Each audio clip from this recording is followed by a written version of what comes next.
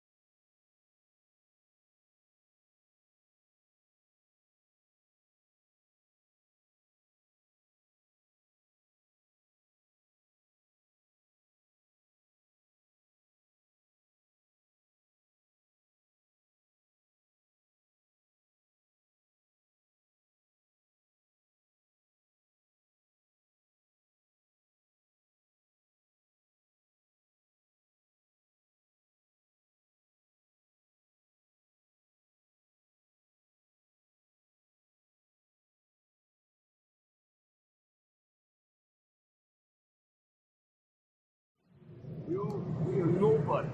You're gonna hit as hard as life. But it ain't about how hard you hit. It's about how hard you can get hit and keep moving forward. How much you can take and keep moving forward. That's how winning is done.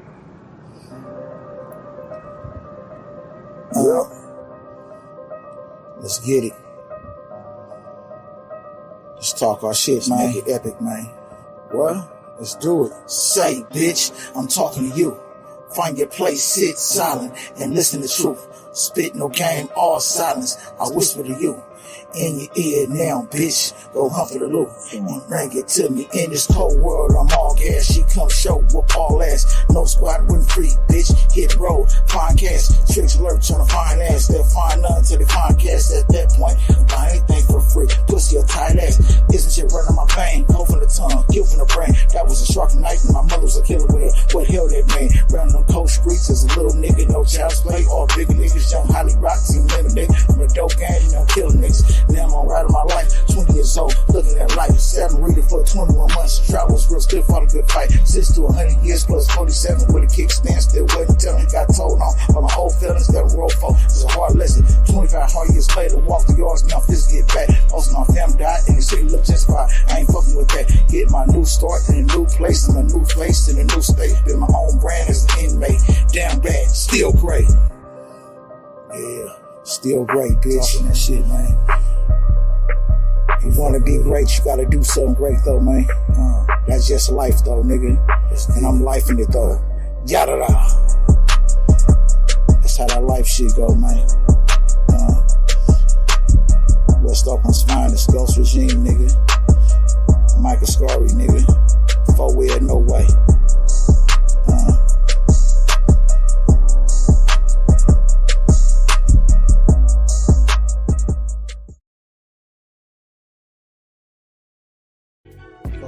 No way too. One time I been down bad but wasn't breaking. I ain't give to you suckers and they ain't try to race me. My banner fly high, ever waving. Long live mouse forever through the ages. The warrior shield be on display daily. These clones don't realize.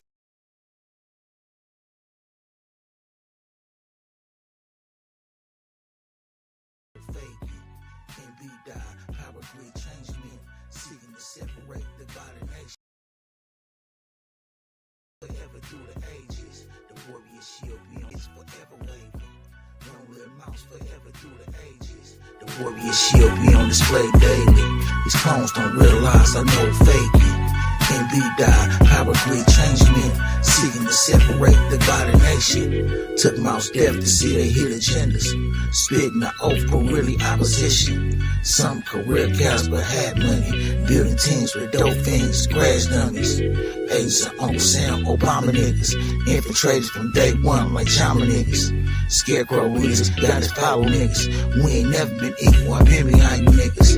We making amends, we clean the house, nigga. All you scabbards and scrubs, it's time to bounce, nigga. Oh, we are getting in blood, no word of mouth, nigga. All that talk is done, it's time to route niggas. All you African dead, evil lost spirits. The evil journey began, like Satan call a nigga. Call it Kumi revenge, yeah, for mouse, nigga.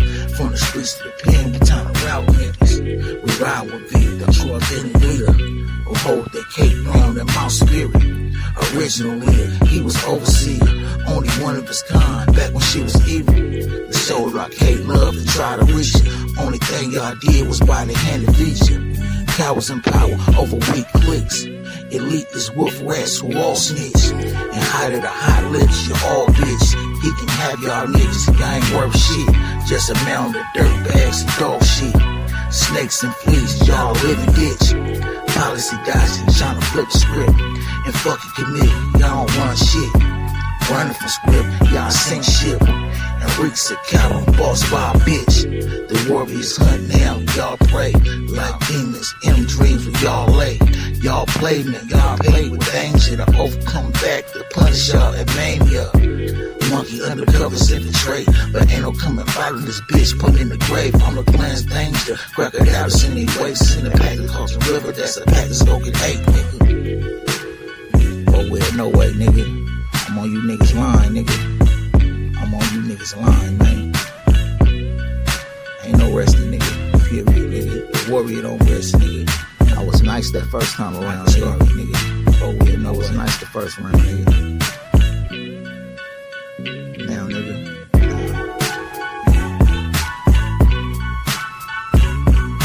It's time to stand on business, nigga. It's a call of arms to all my warriors, nigga. It's time to stand on business, nigga. Period, nigga.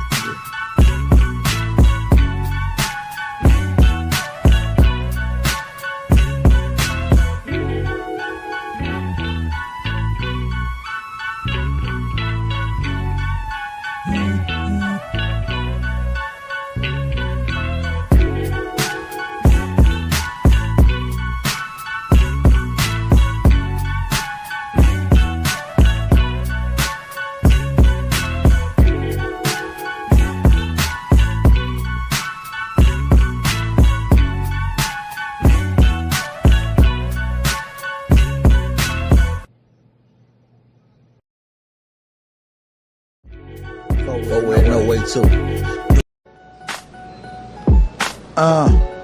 Yeah. Michael Scar up in this bitch. Back at it, nigga. Back at it like I never left though. Back at it, though. You feel me? Check me out. Floormatic shit, let it have it rip when it's savage spit. Turn you mackin' rappers into flies cause you rapping shit. I'm the chosen one to establish the rap for Catholic kids. Backing rappers wearing their makeup and acting like a bitch. Never cross my knees, I can never switch. Face that betrayal y'all ran from and did the bid. Nigga, 25 years later, still up in this bitch. On the countdown, get ready, you about to see the kid. Time to set new standards, start a new trend. Cap ass niggas out there do number one kids. The ladies harder than y'all like they didn't do a minute. Got these rap niggas in dresses and wearing dreaded wigs. Ain't no cure for you niggas, y'all the living dead. Time for an ethnic cleanse and we can move ahead. Y'all hate these words, I see it how it is. I can't be bought, but thank you for the bread. Ain't no safe place for a sucker in my environment. Rich niggas stuck in the tank full of piranha. We're about to tax y'all souls, but I don't punish sin. That's a loss to the sideline, I'm not punishment. About to turn the bone on you niggas until you acting right. Yeah, if you're 2 feet tall or big as Kibble Slice. Superb with a blade, and I love to slice. Like to make a six for the neck, better night. Free the prisoners, awaken the soul, cut the belly of beasts and let them see the light, nigga. They was happy, we was doing light, scared, and the beast got free, and I ain't playing nice. When I get free, motherfuckers go pay, better have my feet, I want to see the light. Make a sucker nigga shake at night, praying death past they dope so they can sleep at night. Free the prisoners, awaken the soul, cut the belly of beasts and let them see the light. They was happy, we was doing life, scared, and the beast got free. I ain't playing nice. When I get free, motherfuckers go pay. Better have my feet, shake about the light. Make a sucker nigga shake at night, man. Death past they dope so they can sleep at night. Free the prisoners, awaken the soul, cut the belly of beasts and let them see the light. They was happy, we was doing life, scared, and the beast got free. I ain't playing nice. When I get free, motherfuckers go pay. Better have my feet, stay about the light. Make a sucker nigga shake at night, praying death past they dope so they can sleep at night. Sleep at night, bitch. Another one like the other one, man. Like a scurry back at this shit though, man. Ghost regime, man.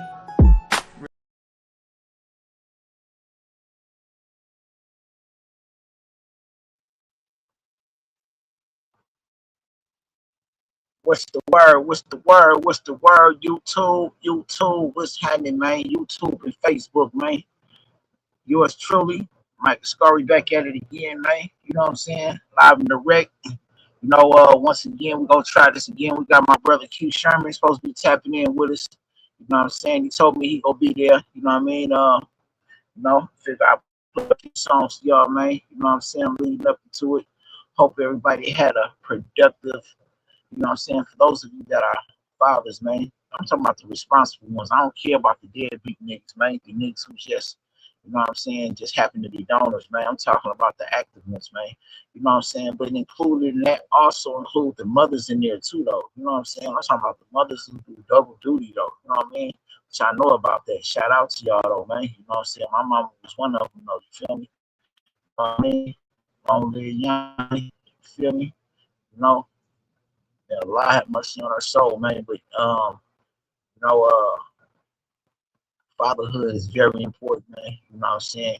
And that's another great feature about my brother who I was supposed to be interviewing tonight, man. He's a great father, man. You know what I'm saying? You know, nothing else, man. You know, one thing I know for certain is that, you know what I'm saying, one thing that drives him is that little girl he take care of, man, in that household, man. So salute to him, man. You know, it ain't nothing like it, man. You know, it ain't, parenting itself is a special privilege, man. It's a special rite of passage, man, for every soul that get the journey through this life, man. You know what I'm saying? I hope that those of you who get the opportunity, you know what I'm saying, to full use of it, man. It ain't nothing to shun. I know you got all these rap niggas and all these rap songs that be, you know, bashing women, bashing baby mamas. You got niggas nowadays to be talking about he was raised up by a single mother, nigga. I was raised up by a single mother too, nigga. And some of you niggas that was raised up on both of your parents is as fucked up as anybody else, nigga. I'm just saying, not to get away from the point that I'm making. You know what I mean? The point that I'm getting at is that parenting is a very special thing, man. You know what I mean? You know, especially amongst our people. You know what I mean? You know, I'm from the generation where it was literally a village raising the cub, man. You know what I mean? We need to get back to that. We gotta go back. We gotta reconnect with the disconnect, man. You know what I mean? When we broke away from the things that work for us, man, that's when our community went to shit, man. You know what I'm saying? The world over though. You know what I'm saying? Especially in the United States, man. So I'm talking to those of you that are from around the country, man. You know what I'm saying? You know, reconnect that disconnect, man. You know what I'm saying? You know, stop bashing these women, man. And start applauding these women, man, who for however they living. They may be at the top of their shit, they may be at the lowest, but I know some of them that ain't at particularly at their best. They ain't at their best, you know what I'm saying? But yet, one thing for certain, one thing for sure, is that they are taking care of their little ones. You know what I'm saying? You know, unapologetic, no excuses. You know what I'm saying? They ain't putting it on nobody. They ain't, you know what I'm saying? They ain't leaving that shit up. You know what I mean? They handle their shit however, man. They making all worthy sacrifices to do it, man. So, you know, my salutations, man, to you mothers. You know what I'm saying? I love all y'all queens, man. I especially love mine. I love my queen, especially, man. You know what I'm saying? All man, hit differently, man. It wouldn't be no me. It wouldn't be none of these niggas to talk shit, nigga, without y'all, man. So fuck what they talking about, man. So, you know what I mean? But it's about the fathers, man. Those of you fathers, man, that are handling your bitch, man. You know what I'm saying? Salute to you. There are fathers, man, who are single parents who take care of their kids too. You know what I'm saying? But you know about that. Shout out to my brother TL, man. You know what I'm saying? Shout out to my big bro Vitani. Shout out, you know what I mean? Shout out to every father, man, who did that. Shout out to my uncle, man, who did that. You know what I'm saying? You know, salute to y'all, man. Real though. You know what I mean? Like, you know, man, ain't nothing like it, man. I'm telling you, your kids never forget that shit. You know what I mean? But waiting on bro to pull up. You know what I'm saying? Might have to tap out. You know what I'm saying? Again, you know, I think the last time he had some family time going on, but he assured me that he was gonna be here. You know what I'm saying? This time we gonna see. You know, he is a very valued member of this platform. You know what I'm saying? You know, I have a lot of things going on Crowd Music Streaming. The songs that y'all just finished listening to, you know what I'm saying, leading up to me speaking, are songs that are gonna be featured on my up and coming album, Live from the Box. You know what I'm saying? You want to hear them songs? It's going to be exclusively released on Crowd Music Streaming. You know what I'm saying? Want to hear these songs? You got to go to Crowd to listen to them. You know what I'm saying? I had them for a limited amount of time here on YouTube for people to listen to. You know what I'm saying? Just for promo purposes. You know what I'm saying? But you know now we're getting close to release time. You know what I mean? You know, yeah, for the kid. You know what I'm saying? That's what you go get it downloaded, however. You know what I'm saying? Period. But we're gonna talk about Crowded. We're gonna talk about the benefits of it. You know what I'm saying? How it benefits the artists. You know what I'm saying? How it benefit content creators. How it benefit the fans who listen to it. You know what I'm saying? This is an app where everybody benefits. Everybody benefits. So go on Crowded Music Streaming, download the app, you know what I'm saying? Create your account, you know what I'm saying? So you can learn the perks of how, even as a listener, how you can benefit. Just for so much as creating a damn playlist. You know what I'm saying? If your playlist is popping and people listen to it, you as a fan, you get paid for it too, I believe. I'm gonna have Keith go into that and tell you how that works. You know what I'm saying? But that is a perk that I ain't heard nobody come up with that one, man. You know what I'm saying? Like, and this ain't no hoax. This ain't no hocus pocus, man. This is serious, man. You know what I mean? So, um, get into it, man. You know what I mean? And it's an honor. We also have the West Coast Hip Hop Awards that's going to be coming up. You know what I'm saying? August 15th and 16th, roughly 2 months from now. You still have plenty of time to get your tickets for the West Coast Hip Hop Awards that will be in Seattle this year. You know what I'm saying? Shout out to my brother, Yuck Mouth. You know what I'm saying?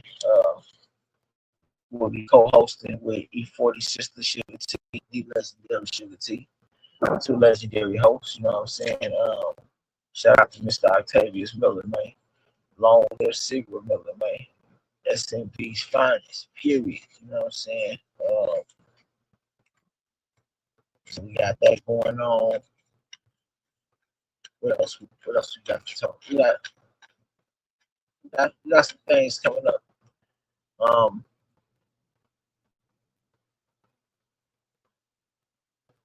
I want to have some follow-up interviews with some people. You know what I'm saying? Um, look forward to a follow-up with Mr. Ken Ivy, aka Mr. Pimpin' Ken, sometime in the near future. Who know God willing, you know what I'm saying, in circumstances permitting, we'll be pulling back up on us once again. You know what I'm saying? Um, you know, I'm gonna spin a block on damn near everybody who's been on here, man. You know what I'm saying? We got more people, you know what I'm saying, to come. You know, so intend on getting yours truly, the up my phone here, man. You know what I'm saying, on a platform. You know, which I can't say enough about that, man. You know what I mean? You know, this somebody who I literally grew up on right here, literally. You know what I'm saying? You know, Mr. Yuckmouth himself, man, of the Loonies. You know what I'm saying? Raging Dragon Gang General, though. You feel me? Um, it's gonna be dope though. But I'm about to let me go hit bro real quick, and I'm gonna be right back at y'all, man.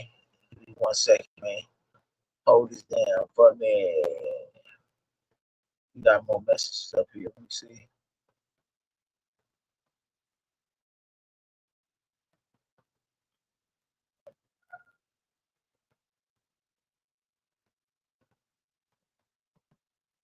Man,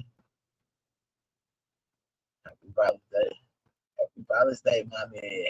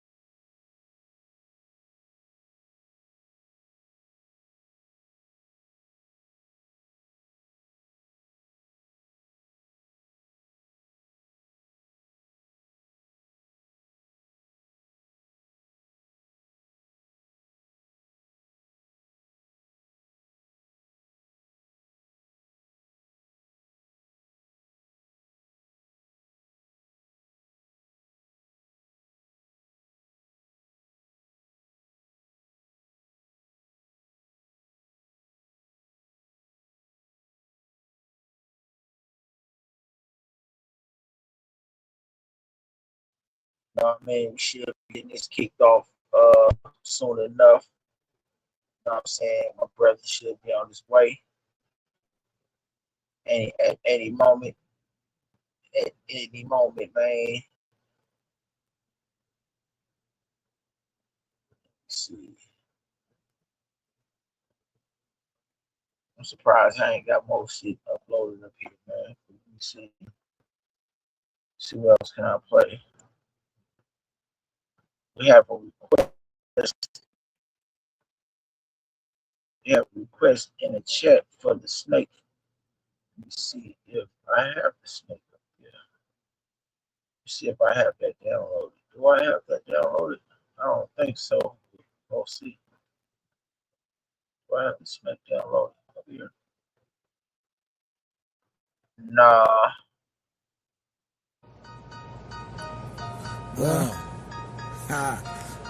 Well, about to talk our shit.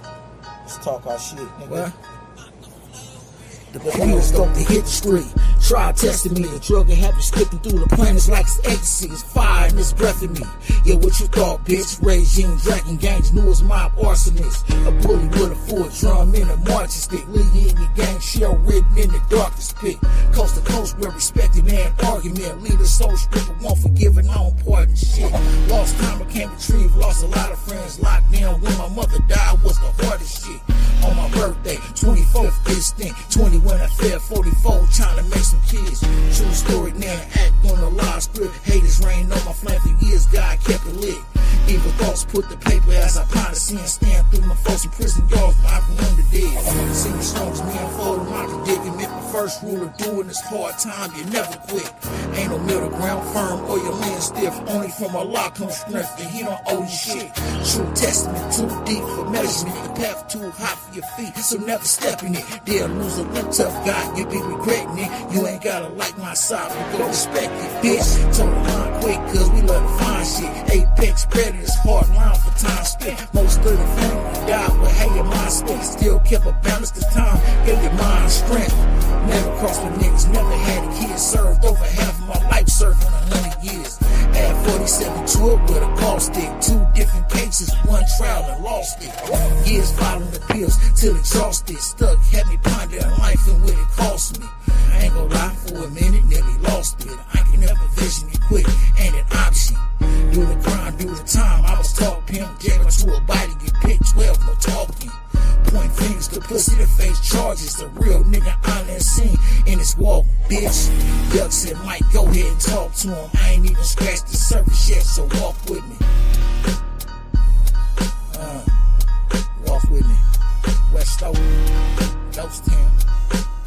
It's another one. What? Michael Scarby, Ghost Regime's finest. She got a life, man. Intro. Regime, nigga, intro. Y'all thought I was done? Never. Regime life. Ghost Regime, nigga.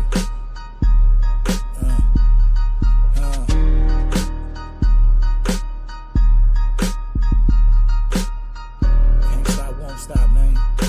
Never. Can't stop, won't quit, man. Never.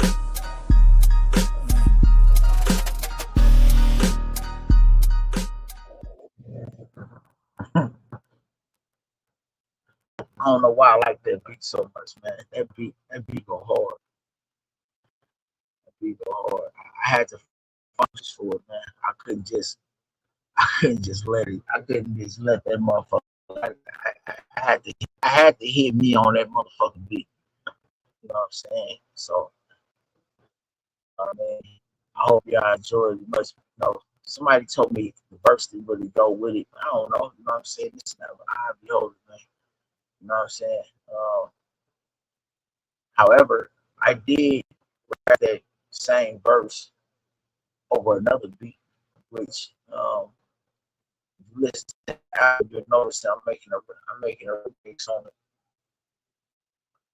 You know, but like I say, I think I said last time, you know, I'm still new to recording. I'm not new to writing and rhyming, but I am new to recording.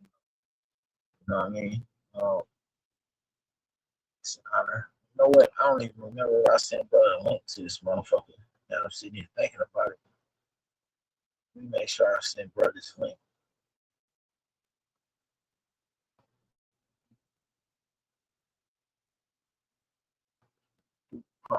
Time I was talking, Sherman to a body, pick 12.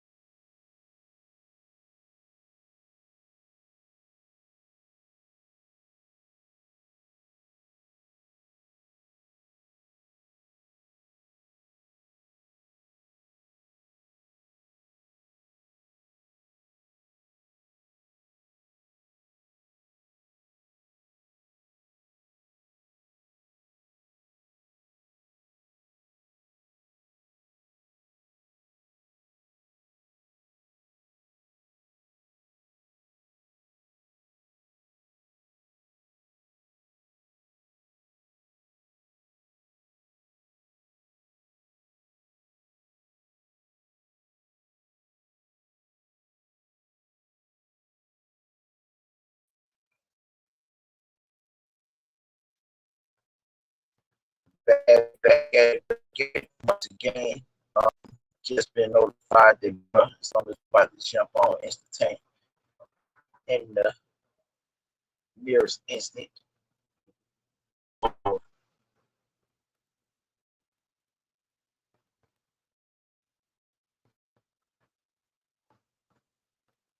I just sent my lady the link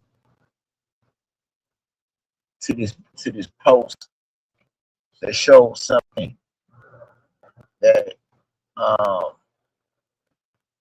that showed it's the very thing that drove me to the internet pure was watching the youngster Indian red boy get murdered on live, you know what I mean? You know, it's tragedy that drove me here, man, you know what I mean? But you know, God always makes something good out of some tragedy, man. You know, like it's saying in the Quran, you know what I'm saying? From hardship come ease, man. You know what I'm saying? It's always a brighter day. But without further ado, you know what I mean? My brethren, man, Mr. Keith Sherman, man, crowd of Mr. Streaming has just joined us, man. So I'm about to bring him on stage, man. You know, man. Just salute to my brother, man. What's happening with you, fam? What's good, man? I'm in. I was still trying to get Yeah, my you in here, background man. right. You in here, man. Live and What's direct, good? bro. How y'all feeling, man? Just chilling, bro. What you got going on, man? What's the latest and the greatest with you? Shit, nothing, man. Shit, just still hustling, man. Just trying to make everything. Not trying, but just putting things in place. Getting ready. Trying to Gotcha. do as much work as I can for the summer. Getting ready for the West Coast Hip Hop Awards. You know what I'm saying? Getting ready to. I call it a family reunion. You know what I'm saying? Getting ready for our family reunion out there, man. And shit, that's it, man. Spending time with the fam. How's it going for you? Gratitude is the attitude, man. As Spider Loco would say, gratitude is the attitude, man. No complaints. No, I every feel day, you. every day I'm able to do this again, man. It's all progressive, family. You know what I mean? I was just was giving a prelude to the West Coast Hip Hop Awards. You know what I mean? Letting them know about the upcoming award show that's coming up in August. You know, shout out to Mr. Miller, Mr. Octavius Miller, that is once again. You know, what specifically do you do at the West Coast Hip Hop Awards? Just bring awareness to crowded streaming and the benefits that each person can experience. If they choose to join a platform. I'm down to, of course, fellowship and network with our people on the West Coast. You know what I'm saying? Everybody we made relationships with. Shout out to Mr. Network and Mr. Miller. Number one. You know what I'm saying? Mr. Benjamin over there at Seattle Music is Real. Shout out to Mary Base One. You know what I mean? Jay Wavy. Hustle. You know what I'm saying? Shout out to that side of the team. Dog 'em out beats. Everybody. Just fellowship and just spread awareness about the latest updates with Carter streaming and what I'm saying, the latest on their accounts and stuff.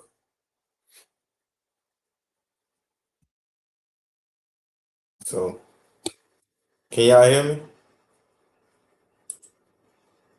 It's all good. But yeah, man, it's a great experience every year, man. This year is gonna be in Seattle again. I couldn't make it last year because it was, what I'm saying, it was on the same day as my wife's birthday.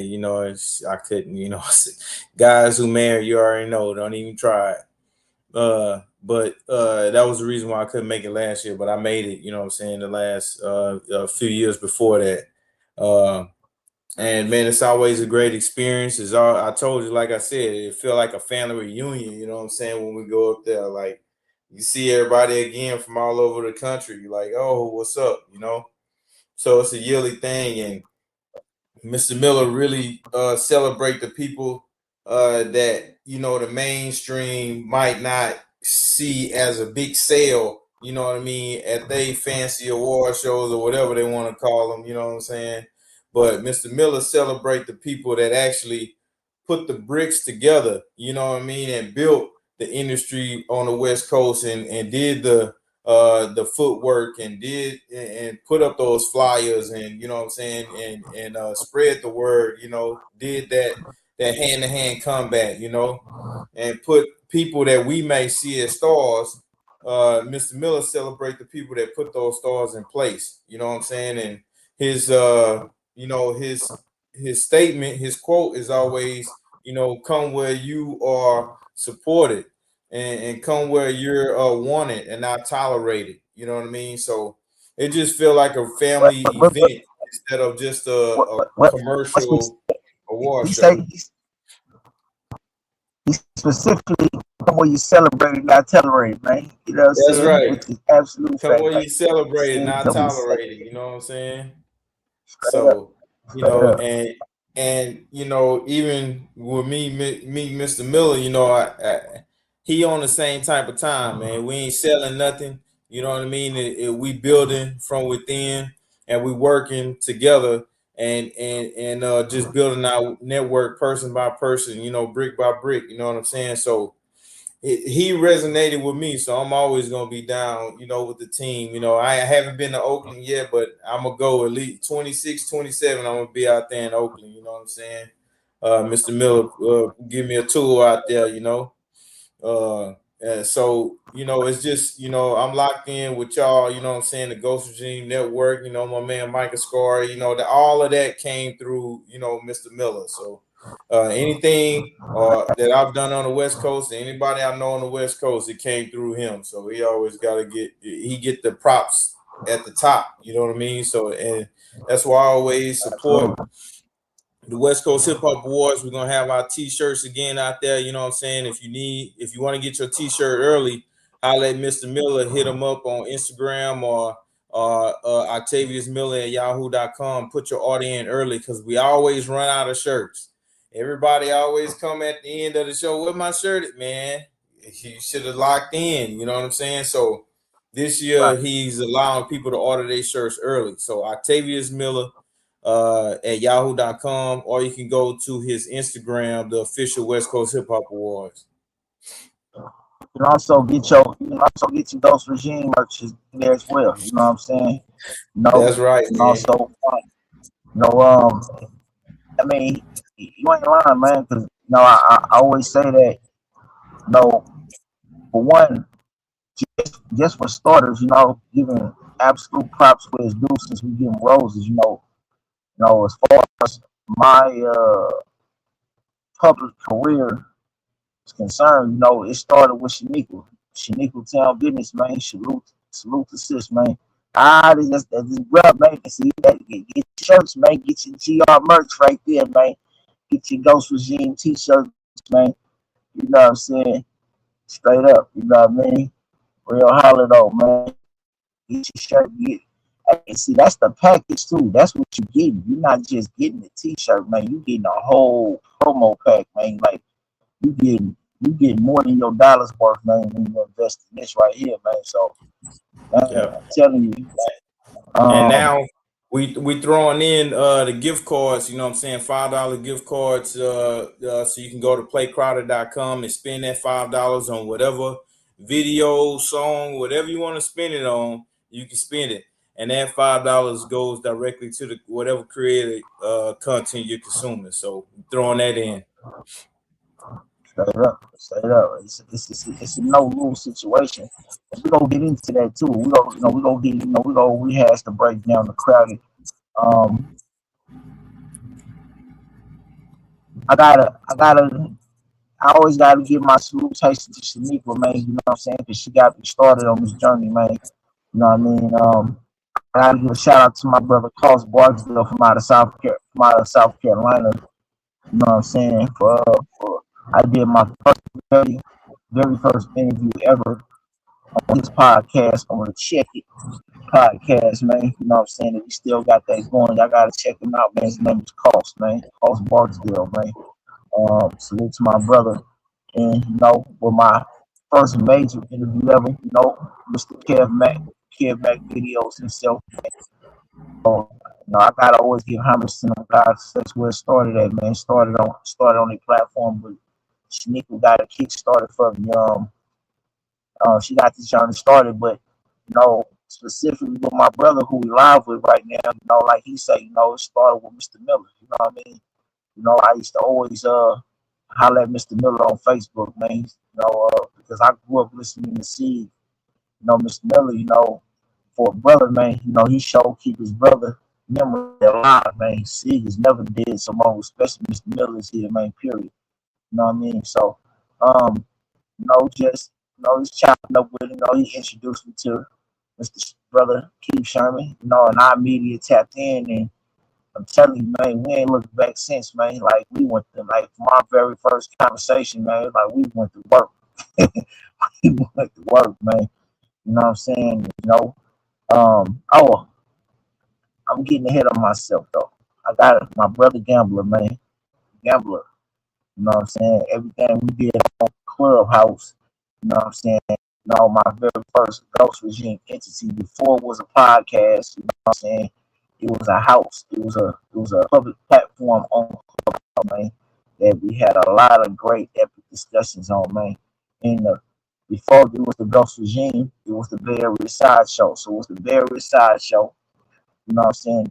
The first one included myself, Gambler, my sister Kill, another individual named Loud Kid from San Jose, who actually was the one who created the house. But once we got it kicked off and going, for some reason, Loud Kid got jealous. Jealousy always creeped me on some dudes, man, and delete the whole fucking house, man. You know what I'm saying? Which kind of fucked my head up. Gambler wanted to recreate the sideshow. I was kind of against it at first. I felt like, man, she out of that disrespect. We got to go in a whole different name brand direction. But he wanted to, since we made the name respectable, he recreated it. But however, as that situation was going on, what I mean, my mind was already. That's how my mind works. I'm always moving on to the next thing. Figuring out how I'm gonna segue into a platform of my own. I knew I was gonna want my own platform at some point. So I made that simultaneous choice, you know what I'm saying, to go ahead and create the Ghost Regime, man.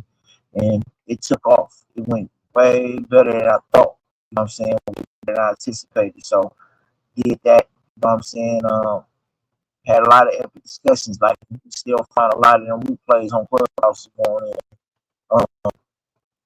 Then, a couple of years down the line, I say, I met my brother, Hugh Sherman, who's live with us, you know what I'm saying? We chopped it up, he put me on the crowd, and because I know my business with Gambler on Clubhouse, knowing a lot of artists, meeting a lot of artists, I feel like, you know what, man, shit, man. Independent artists, man. It's a gang of independent artists on this motherfucker, man. You know what I'm saying? Let's get it kicked off on here, bro. You know what I'm saying? He shaking his head, like, what I mean? I'm gonna go ahead, man. I'm telling you, that's another phenom, bro. It went way better than we thought it was gonna be, man. I'm talking about, and like they was just doing music reviews. They was doing music competitions, man. They, you know what I mean? For money, fucking over artists and shit on there, man. We came on there with the Crowded app and everything, man. Monday, Wednesdays, and Fridays, man. I'm telling you, it took off. Everybody came, friends and haters alike pulled up in there, but we didn't have no history of disrespect. Shout out to Nikki too, man, because Nikki held built the brain, man. You know what I'm saying? Man, we traveled a long road getting up into here, bro. we put a lot of work in, man. You know what I'm saying? I'm telling you, I wouldn't change a day of it, man, because every second of it, man, has been a dream to me, bro. It's been unreal, man. The cold part about it is that we ain't even scratched the surface, bro. Like, there's so much more shit to do, so much more to get to. Credit, for all it's done so far. It's still practically in his youth or to your youth, man. You know what I'm saying? The Ghost Regime it's still in this infancy of youth, man. You know what I'm saying? It's, you know, we still building, man. Like we ain't even close to done, but a hell of a start though so far though, man. You know what I'm saying? Um, before I land my plans, I've been kind of long winded. We got hella shit to talk about. So um, I want to say shout out to my fans, man. I mean, well, everybody who has associated themselves with the Ghost Regime Network. You know, started off, my goal was, you know, I wanted to get to 1 million views on this channel by the end of the year. You know what I mean? As we speak right now, we are just a tad bit under 500,000 views right now. You know what I'm saying? Still remember, man, when I was barely at 1,000, man, we are just under 500,000 views right now, and we barely in the middle. Shit, we past the middle of June. You know what I'm saying? Like, God is great, man. So thank you, man. I couldn't do none of this without y'all, man. Period. Without the people, man, this would be nothing. Nothing. So thank y'all, man, foremost, man. When I get to that 1 million views, I'm telling you, I got something special for whoever that 1 million viewers is, man. You know what I'm saying? I got some. We got, man, like my brother told me in the beginning, man, it gotta be about fan appreciation, man. You gotta be willing to do something for the fans, man. You know what I'm saying? For the people who support what you do, you gotta have something to get back, man. Period. You know what I mean? So I land my plane there, bro. You know what I mean? What else we talking about? Ain't that, man, we just, just seeing what's going on, these days, man, and just chopping it up about music and stuff like that.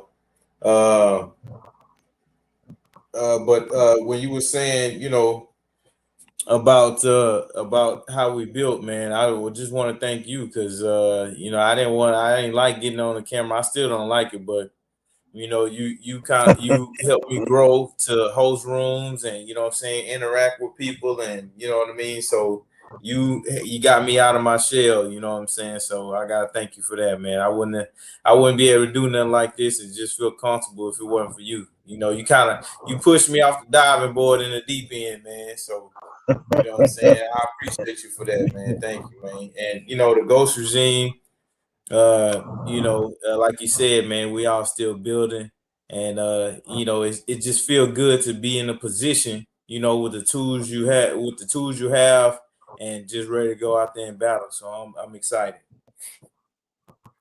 Man, Yeah. I can't wait to get my first. I say,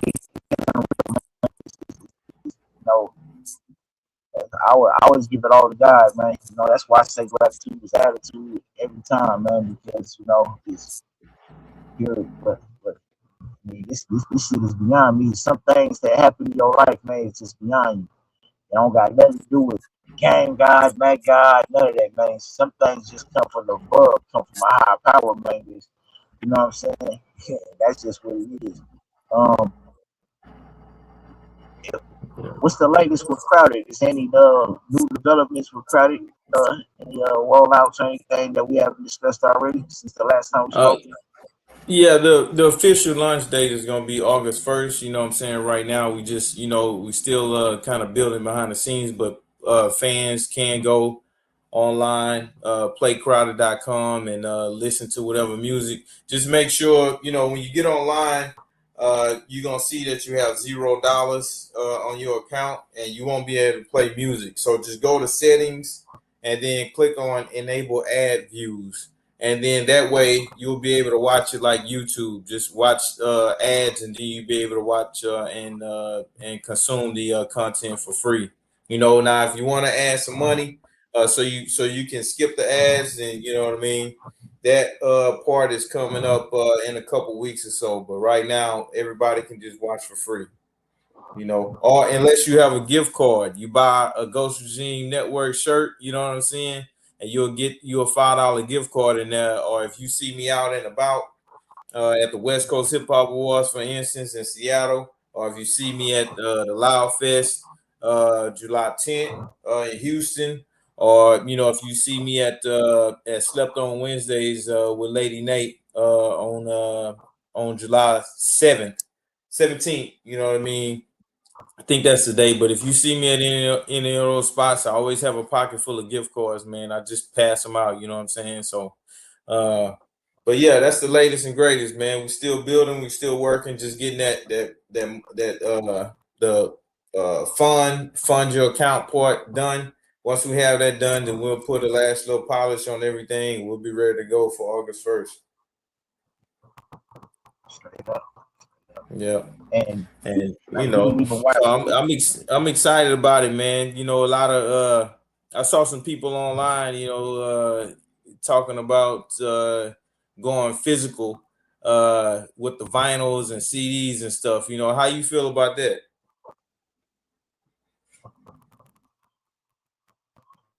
I don't CDs. I can see CDs coming back. I can see CDs making a sort of limited comeback. You know what I mean? But vinyls, unless it's at an exclusive event, it's already, pre-set up or whatnot. You know what I'm saying? I don't see vinyls really making a comeback like that. You know what I'm saying? Why they collect the vinyl for sure. You know what I'm saying? But it may be sort of a light trend, but I ain't buying too much in it. It's certainly not something that if I'm a stock buyer, I'm not buying too much stock into them right now. I gotta see. I gotta get more information. Now, if we still having this discussion a year from now about vinyls, you know what I'm saying, it may be something, you know what I'm saying, that I might want to pay attention to, you know what I'm saying, because that really is the litmus test for most trends, you know what I'm saying. Most of them don't last 3 or 4 months or 6 months, you know what I'm saying. You pass that 6 to 8 months, you know what I'm saying, you might be on to something, you know what I'm saying. It may either be at its peak or year's end or whatnot, you know what I'm saying. But I gotta get more information on it first. But I would see CDs coming back more. But the thing about vinyls is that if you listen to vinyls, I mean, they recorded whole songs. You know what I'm saying? The problem with that today is that we're not listening to whole songs anymore. You know what I'm saying? We might be listening to one verse in a hook, or you know what I'm saying, or whatnot. You know what I mean? Or a whole fucking hook that's disguised as a verse. You know what I'm saying? or whatnot. It's a lot of that nowadays. So I don't know. I got some information on it. Yeah. I mean, a lot of people, and I don't know, it could just be a rebellious thing. People upset about the streaming, world. I got into the streaming world, you know what I mean, to make it fair for people. That's why we pay 2 cents a stream. Everybody complain about 0.000 this, but we pay 2 cents a stream. I think that's the fair uh amount to pay somebody for listening to their music, and I think the pay should be direct, like we have the peer-to-peer payment. So my money goes from my account directly to the artist that I'm listening to, or directly to the podcast that I'm watching, peer-to-peer. Right now the money is going from the customer off the screen, we don't know what's happening, and then back down to the artist, and they get 0.004. We don't know what's happening up here, you know what I'm saying? But that's the difference, going from peer to peer. I think that's the closest thing you can get to a physical digital, you know what I mean? If that's a word, a physical digital file, and to me, if people want to bring back physicals, then great. Crowd streaming gonna be here regardless. What because you can't bring your vinyl player in your car. You know what I'm saying? So you're gonna have to listen to something somewhere. So Yeah, I don't I don't as much music as I listen to. I don't see anything whatsoever comparing to a clarity. From a money standpoint, especially, I don't see nothing that's touching what Crowder is provide for the artist. Period. You know what I'm saying? If I'm surprised about anything, I'm surprised that we don't have more artists signing up. I think, this is what I think it is. Because I did think about this a little bit. I think it's a little bit of pessimism. Oh, like artists been getting fucked over so much, you know what I'm saying, from the market that it's just a pessimism and it kind of like jet lag, so to speak. If that's the right word for it, as far as screaming, period. You know what I'm saying? Yeah. But I would say that um, when artists look around and they seeing all these millionaires, you know what I'm saying, touching this money, the thing about these millionaire artists is that they're signed to majors and the money that they're showing you are advanced money. That's advanced money they Exactly. showing, and if they not smart enough to reinvest that money that they lashing into their own projects, they gonna be broke ass artists in the minute. You know what I'm saying? That money is really like it's really a IOU. You know what I'm saying? Except Hmm. for the person that's investing in themselves. You know what I'm saying? So don't get caught up in what you see on that. You know what I mean? That's just that all that is promo. You know what I mean? Hmm. Here, if your music is getting, if you're the type of artist that's getting like 500,000 views a video, you know what I'm saying, a day or whatnot, you gonna thrive on a shit 10,000. You know what I'm saying? Thousands. So I mean, like if you make if your shit is doing numbers based on your actions and your promotion, then Crowder is going to push you way further than Spotify and any other apps can ever dream of pushing. You know what I'm saying? Because you're going to be making more, and it's coming directly to your pocket, as bro say. You know what I'm saying? He's just the broker of the deal. You know what I'm saying? He's peer to peer, meaning that it's money coming from the spinner hand to the merchant's hand. You know what I mean? And,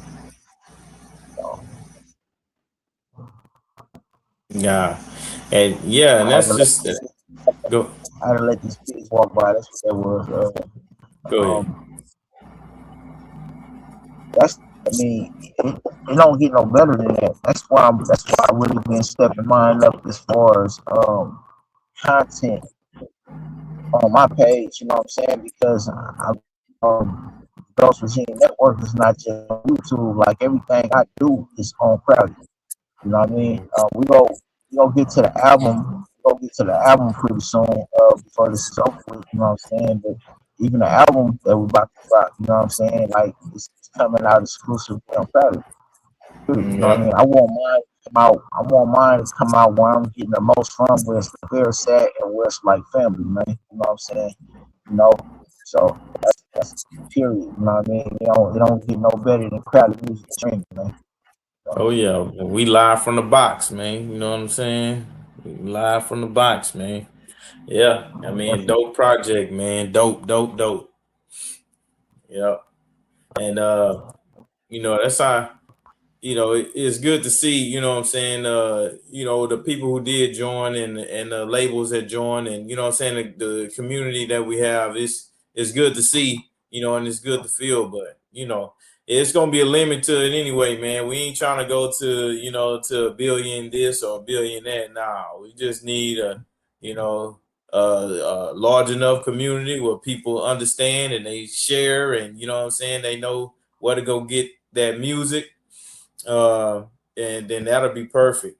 The best way to utilize Crowder right now, and we'll move on to another topic. I don't want to just make it a big commercial, but best way to use it is put your gourmet music on there. I hope I'm using that word right, but put that top tier music that you don't want to just give away and just treat like everything else.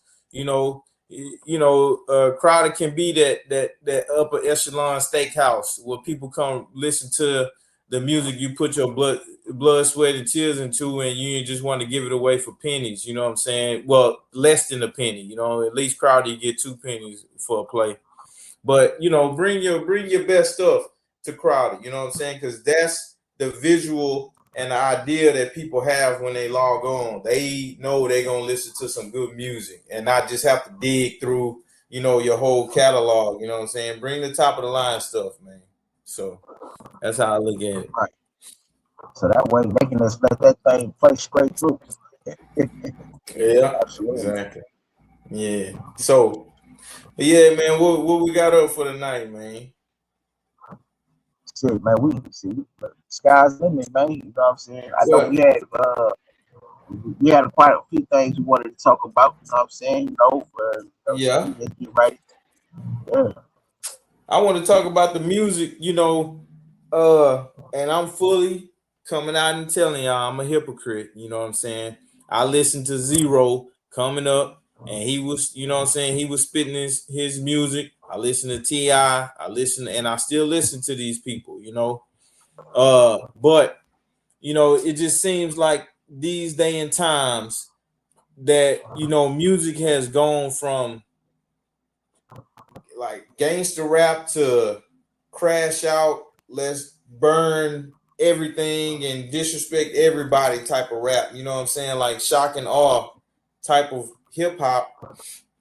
And I asked myself, does this really have an effect on our up and coming generations? Or are they really tying into this and following this? Or do they understand, like we understood that it's just music, and these are entertainers. You know what I'm saying? I kind of I kind of like the fact that the behind the curtain, behind the scenes is getting exposed. Dudes who say that they top level gangsters and this and they raps, but they finding out that they been telling on people and they really not that. What they say in their music. I'm glad that that's happening. You know what I'm saying? But that's my question. Is it worth it? And making that type of music and consuming that type of music, and is the money worth it? And or should we just stay out of the way and let the new artists just produce their art? I know that was a long setup, but basically, you know what I mean, is today's hip hop music having a severely negative effect on the generations that's coming? Um, that was a loaded question, but it's a fair loaded question. So I'm gonna address it in the order you presented it in. Um, is it affecting the younger generation?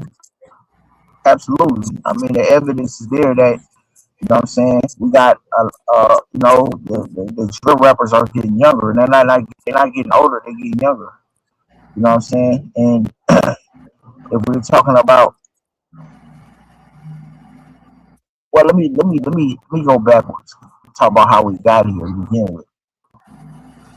Rap itself is not projected to last long. We had a lot of people who said that hip hop wouldn't, or rap or whatever you call it, wouldn't last long. They thought it was just something that was just going to come and go.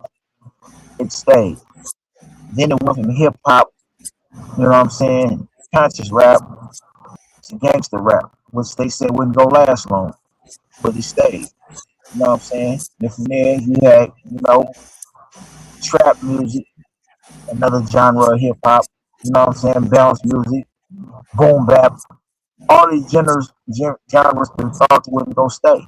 You know what I'm saying? Now, each one of these genres in their infancy, was thought to be extreme or whatnot, had, you know what I mean, for whatever effect it had on the hip hop community, right? Now have drill, which, you know, in its infancy come as hip hop. We started in New York. Gangster rap started in my opinion, the South and West simultaneously, South and West Coast simultaneously, so to speak. You know what I'm saying? Drill started out of Chicago. You know what I'm saying? From dude who was literally at war with each other, literally at war with each other. For the first time, in drill separates drill is, in all of other eras, all your favorite hip hop artists, take all your favorite gangster rap, NWA or whatnot, you know what I'm saying? You know, they jumped in a rap game in order to get out of the streets. That was they Mm. ticket out of it. You know what I'm saying? You know, and they tell you that, you know what I'm saying? If I wasn't writing rhymes, I'd be in somebody, you know what I mean, be in somebody's house, somebody's trap house, whatnot, right? Drill, you know what I'm saying? You know, they bringing the streets directly into the studio. You know what I'm saying? They ain't just bringing the streets; they bringing their dead oppositions into the studio with them. So you know what happened? You know, you never really kill nobody. You know what I'm saying? You know, people don't really die. You know what I'm saying? Life itself is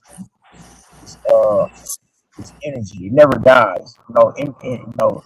Energy doesn't die. It can't destroy it. It gets transferred.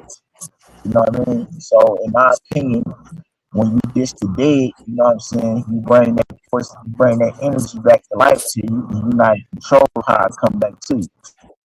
So that's what I'm saying is the evil nature that it brings into it. You know, it's not all bad. I mean, you can say people expressing themselves. I think that unfortunately, drill, and I'm just being giving it a fair assessment. You know what I'm saying? But drill music would have came first before hip hop, gangster rap, and these other things. And hip hop probably put it around because drill is directly tied to the murder rate of a lot of dead artists and a lot of people on the street.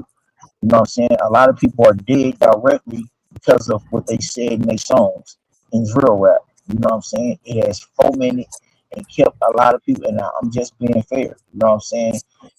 Um, that is the tragedy of it. But nonetheless, you know what I mean? It is art, it is rap. You know what I'm saying? Free Young Dirt. You know what I'm saying? Free, you know what I mean? Long live all the fallen who passed away. You know what I'm saying? In the process, you know what I'm saying, of this culture, man. You know what I'm saying? We got to do better. We got to find a way to get better. You know what I'm saying? As artists, and we got to utilize the resources that we get for this money, you know, that we get for this rap and use it in a better way. That's just what we got to do as a people if we want to live longer. You know what I'm saying? Grow, develop, and thrive longer. So, um, that's my best way of answering your question, man. You know what I mean? Yeah. It's the best way to that. Shout out to Calico, man. You know what I'm saying? Much love, man. I see you with the Dragons, man. It's all love, man. Right? Hey, man. You know. So, It's, yeah, um, man. We had a great discussion with Calico. You know what I'm saying, last time, but you know, I hope he hop on. But this my thing. You know, it is to me, and of course we just having a conversation. But you know what I'm saying. To me, if we continue down this path, you know, and already you starting to see some homogeneity, you know what I mean? That means a lot of artists are starting to look and sound the same. You know, they got the same chains, they got the same watch, they got the same melodies damn near. They got the same, they slabbing. They both sipping on double cups, you know what I'm saying? Shout out to Black Al Capone, you know, signed this for me, man, at Exotic Pop. But they all sipping on double cups, you know what I'm saying? They all doing this, they all doing that. It's starting to look all the same. And to me, if we go down this path, man, I think that this new generation can really drive hip hop off a cliff, and hip hop can literally die like disco did. You know what I'm saying? Disco died. You know, they killed disco, not for the same reasons, but I'm just bringing that up to let you know that a music genre can get killed off. You know what I'm saying? And I think if they keep going down this right. path, man, if they keep going down this path, that hip hop can eventually get killed off. You know, how many times can you say, you know, the same type of subject matter? You know what I'm saying? But shout out to people that I listen to, man. You know, I don't want to go down a whole list, but somebody that a lot of people know, you know, like Larry June, man. He, you know, he one of my favorite artists right now. You know what I'm saying? music and art don't sound the same as what we see, you know, with the masses in hip hop, you know, and artists like him and other people, you know what I'm saying? He can keep the genre alive, but if these other people keep going down this path, man, I think hip hop might get left for dead, man. That's just my opinion. And I don't like the fact that the lyrics go from the booth into the streets. I don't like that either. You know what I'm saying? Somebody might come on here and say that that's a necessary part of it, but I don't see how that's a necessary part of it, man. You know what I'm saying? I heard this term, I don't know where it came from, but I used to hear somebody talking about banging on wax. I think it came from Oakland, matter of fact, I don't know. But banging on wax to me is a fair thing. If you gotta battle somebody, you can battle somebody. Now banging on wax started in Oakland. Banging on wax started in Los Angeles with the Crips and Bloods. You know what I'm There saying? you go. Well, you can actually go and find that banging on wax between the Crips and the Bloods. It came part in the mid '90s, somewhere. I was just talking to one of the main people from Banging on Wax, my brother, my big bro Walt, who just got out, man. You know what I'm saying? He was rapping with Brazy B Brazy, rest in peace, and some of those original dudes. A lot of those brothers that was on those albums are no longer with us no more. You know what I'm saying? They was at a time where gangbanging was was hope that Banging on Wax would actually no, it's drill culture in and of itself at that time. You know what I mean? But the Bay Area was what the Bay Area is known for is not any kind of drill. The Bay Area is known for anything. Is known for its compilations. That's when we are at our best. You know what I'm saying? Mm-hmm. West Coast Bad Boys, the Herm compilations, and things like that. You know what I'm saying? The gangbanging missed our section because we did not allow it to come within our Bay Area borders like that. Yeah, we pushed the hard line. You know what I mean? I commend y'all on that, man. Shout out yeah, I commend y'all on that, man. You know what I'm saying? And while I'm talking about this, I do want to, shout out to the legends from my region, you know what I'm saying? Lil Kiki, ESG, you know what I mean? The Screwed Up Click, Rec Shop.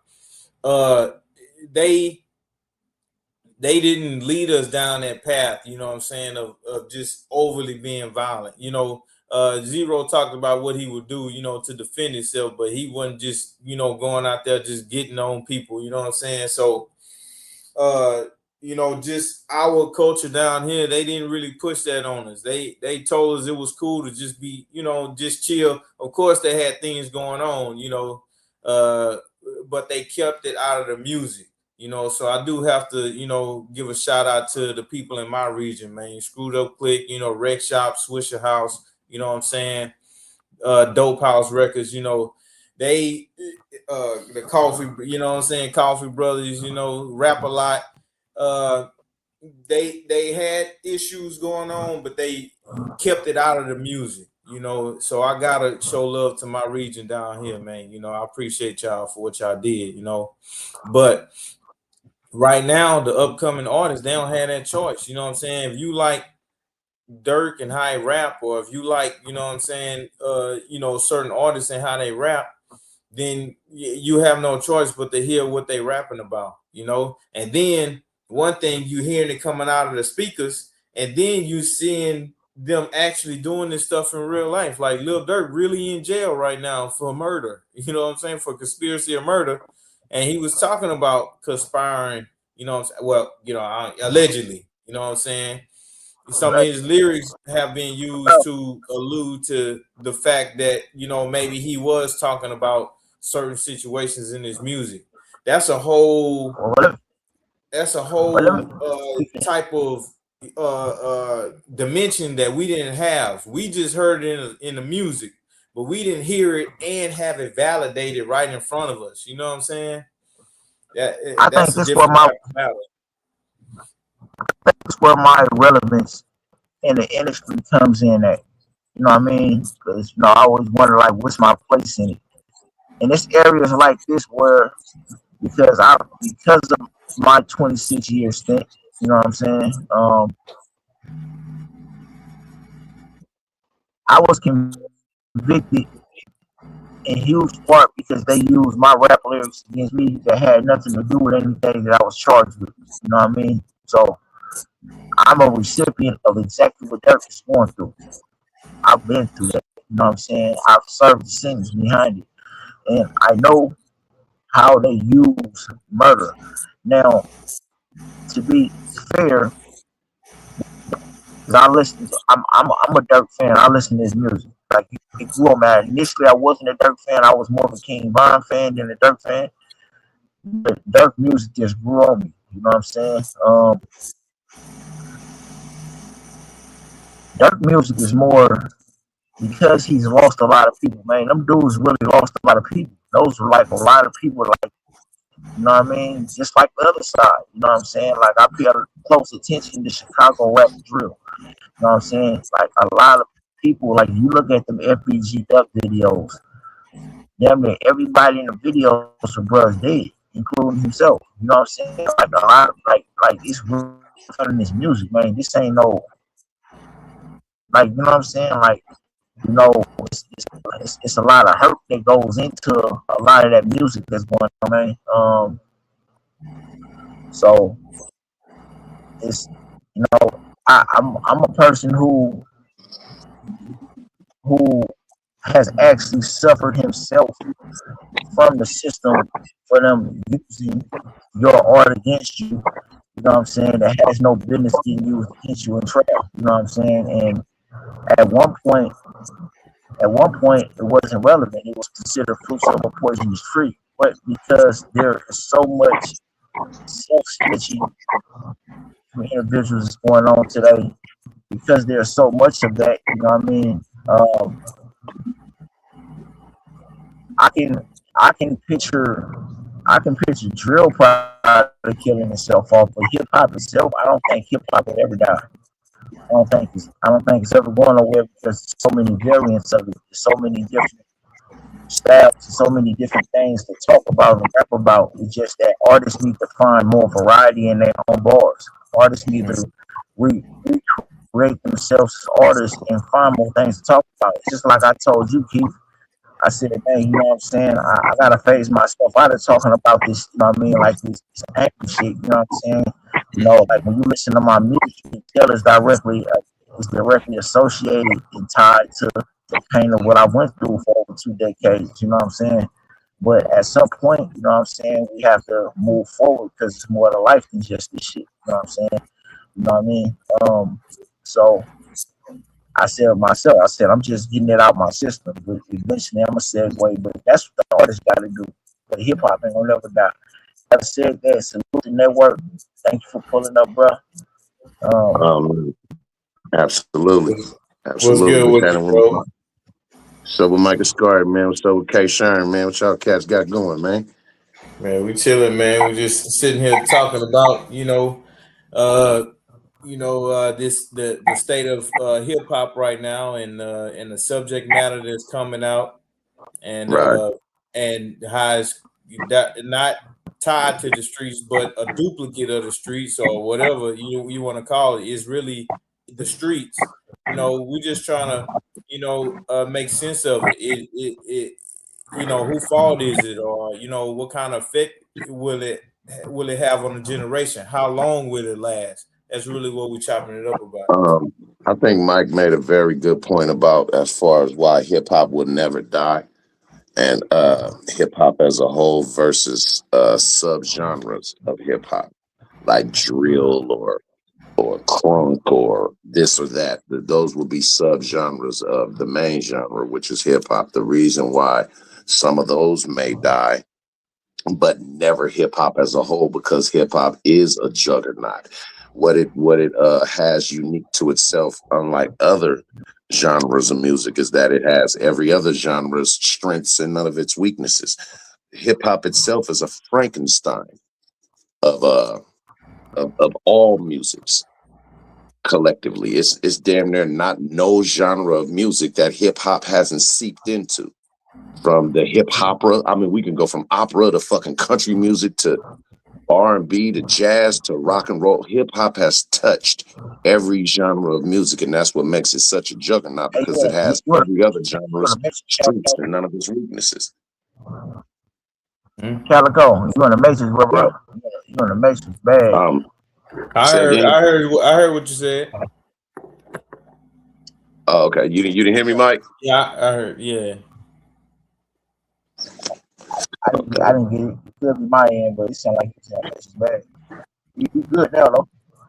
Yeah, no, basically that's what makes hip hop a juggernaut, man, because it has every other genre's strengths and none of its weaknesses, man. Not to the point where it would die off as fast as any of those other genres. And what it has as a safeguard, unlike a lot of other genres of which we were the ones who originated as well, from jazz to blues to R&B to rock and roll, is that it's a lot harder to come and gentrify hip hop. It's a lot harder to do that. You know what I'm saying? And I believe that one of the reasons that it is hard to do that is because even though it was something that was an African American creation, it was inclusive from the beginning. Because when you go back and listen to some of the earliest hip hop music, before you say that some of our Caucasian counterparts aren't invited, then we would have to look at the definition again of what a culture vulture is.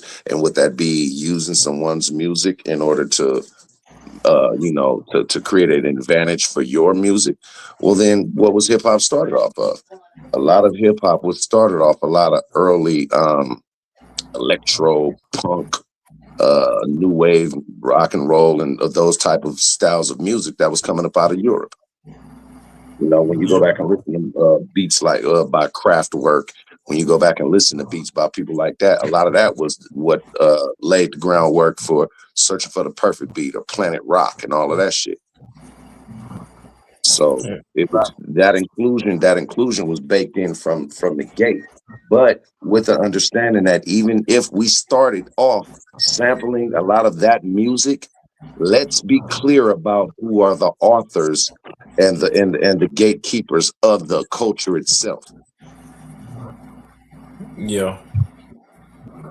You know, My thing is, none of us were here, in the 1920s. You know what I'm saying? Yeah, none of no, us. But at that time, jazz was the biggest music genre. Jazz. You know what I'm saying? So jazz was the new thing that the parents didn't want the kids to listen to. It was like hip hop. So it right. came up in the late teens in the 1900s. It was hot in the 20s and hot all the way through about the 1970s. And even jazz, you know what I'm saying? It's not gone, but jazz fell off. It died. You know what I'm Jazz was saying? out of here. Jazz was out of here way before the Hey, 70s. I don't want to speak to I'm y'all. saying jazz died though. I was in 19. I was Dr. Frankenstein, man. I would say Listen, jazz had maybe about a 25-year run, maybe 30. So that would put it from the 1920s to the 1950s. By the time the 1950s ended, it was rock and roll had started. Okay, so we gave it a 30-year run. Houston, hip hop been going what 50 years? Yeah, a little It's over 50 plus. I'm just saying you can lose a genre, and from what I saw, my research shows that jazz it didn't it didn't keep up when rock and R&B kind of and soul started taking off. It didn't really conform, and maybe it couldn't conform, but jazz had a season. I tell you the difference between jazz. I'll tell you the difference between rap and any other genre that came before it. Everybody might not know how to sing, but everybody know how to talk shit. Rap is just pretty much talking shit and rhyming. You know what I'm saying? You know, it's a combination. Really though, you listen to people like Dirk, it's a combination of all of this. It's a combination of talking shit, singing, and rhyming. You know what I'm saying? There's so many different variances of rap that it's almost impossible to kill because you can morph into so many different things. At first, we was just straight up rapping, beatboxing, See, and all the shit. You know what I'm saying? It was straight up rapping. Now you got dudes that singing rapping. You know what I'm saying? What's changed the game? It's a whole different level to it. You know what I'm saying? You know what I mean? At first, then we went into a phase where people was laughing at it because, like, you know what I'm saying? It was too much. What they call that shit? Uh, Monotone. What's the name of that shit? That auto tune. Too much auto tune. People was, mhm. Oh yeah. you know what I'm saying? That people was on. Then here come Lil Durk, come right back at it. You know what I'm saying? That's giving a whole different retweak and resound. That shit cooler. Again, you know what I'm saying? Like, and artists like Dirk, you know what I'm saying? You know, and I'm like, it's too many different variances of hip hop, man, for it to die. That's just in my opinion. At least I don't think it's gonna die within the next 20 or 30 years. I think it'll probably be the longest. If it does die, it'll probably be the longest reigning genre of all times, though. Well, Because you see, know what I'm this is the saying? thing, right? The thing is that the same people who dictated the death of jazz, the same people who dictated the death of disco, is the same people who will ultimately determine the death of hip hop or the survivability of it, and that is the youth. And it's not up to us. So when we say um, hip hop is changing, of course the fuck it is. But we can't be responsible for being proud of nothing except our contribution in our time and era. And those are who we hold in high regard. Now, whatever they choose to admire after the fact, we can at the risk of sounding like the cranky uncle in the chair shaking their finger at the young niggas, but we were the young niggas too at one time. It's just what I think this generation in particularly has unique about them is that they don't give a fuck about the people that came before them more than we did. We had a lot more respect of the ones that came before us, but we still moved the genre. We still moved the needle. So it would be unfair for us to say when it was our time, nah, man, we not finna do the rah. We finna do the here's a little something about a nigga like me. We finna do it different than y'all old niggas do it. But salute to y'all. As to where this newer generation is, fuck everything that y'all niggas did before us, nigga. If it ain't nothing we did, it ain't relevant. We don't care about it. So it's a lot less respect for the ones that came before them, as far as I can't shotgun spray the whole generation of these youngsters, but a lot of them have that mentality. But it's up to them that ultimately dictates. Like, we can sit back and say mumble rap is trash, this rap is trash, that rap is trash. But if it's what they like, what they enjoy, what they purchase, what they listen to, then nigga, we had our run. We had our fun. And as long as the ones who we champion, jerseys are already in the Raptors, it doesn't matter about what these niggas do because it's their time. It's theirs. You know what I'm saying? It would be no different. We would have no better argument than us complaining about how people from the East Coast and particularly New York always reminding us that they the ones who started hip hop. And the general consensus from people that's not from New York are going to say, yeah, but once you had that baby, you gave that baby to the world. So it's not yours no more. It's ours. Well, we have to say the same thing for their era. We had our era. We had our time. And our niggas are solidified. The Scarfaces, the Tupacs, the Jay-Z, all of these niggas, they Raptors, they jerseys are in the Raptors. So it's not up to us to have to impress these young niggas about shit. It's up to them to show that they can have the same amount of longevity and staying time as we do. Yeah. My but that's what I'm saying. How many of these artists are we gonna be listening to? You know what I'm saying? In 5 years, in 10 years, how many of these artists are even going to the Raptors? You know, that's my That's thing. my point. They're not making music for us. The music that was made for us is already made. You get what I'm saying? Like we already have our champions. Hey, somebody was already asking that question about the rappers of my generation. You know what I'm saying? You know, motherfucker was saying NWA wouldn't go last. Too Short Yeah. wouldn't go last. Ghetto Boy. Right. I mean, hey, this same question being asked from generation to generation. Now, Right. if I'm going to make a prediction on who I think we is going to make it into the rafters, from especially from this drill, King Von for sure, Lil Durk for sure, Chief Keef for sure. You know what I'm saying? You know what I mean? Like the people who make the biggest names. You want to say NBA young boy? Okay, for sure. You know what I'm saying? But I'm just saying people whose names are already immortalized. You know what I'm saying? Like no, I'm just saying. Like I think people, but I think Vaughn, for example, will be forever remembered. Not just he will be remembered. Some people might say for all the wrong reasons, but you know what I mean. He's a product of his environment. You know what I'm saying? You know, he's a product of where he come from. You know what I mean?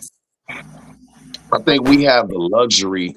We have the luxury of having the history already, as to where their history Right, is still being written. right, You know what I'm saying? Yeah. Yes, Yeah, but but yeah. again, they're not making music for us. If we happen to enjoy some of the artists from this era, then that's totally by happenstance.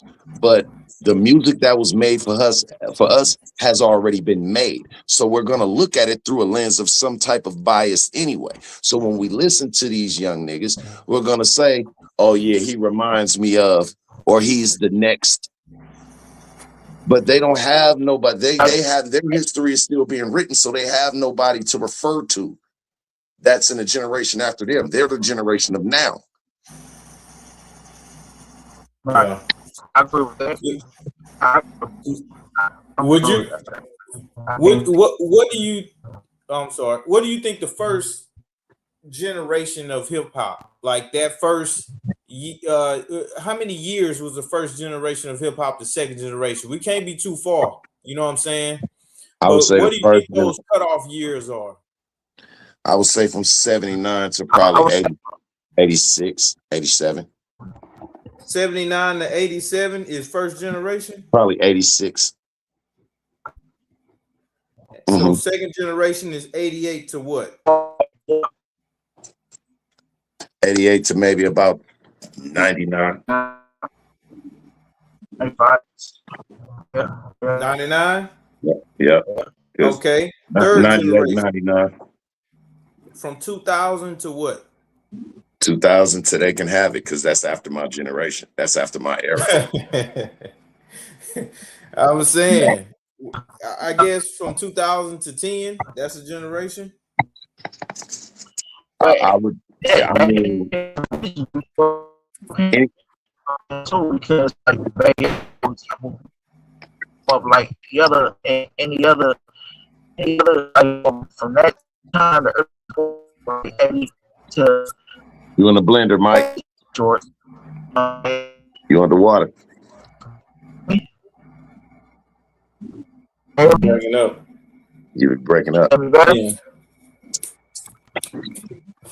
Hear me? You Go. still in and out a little bit, but Yeah, you good. Go ahead. Yeah, saying from that to all the You breaking up. games. you breaking You know what up I'm bad, saying? Mike. You breaking up. You know, I'm just looking at the situation. So you listen to music like so when you was in 99, you stopped in 99, like kind of, listening to not listening to new stuff, but like that's where you cap your generation at. I would say that's where I capped a lot of my interest. And the reason why is because I then had 20 plus years of my own era and the era that came before me to keep me preoccupied. Mm-hmm.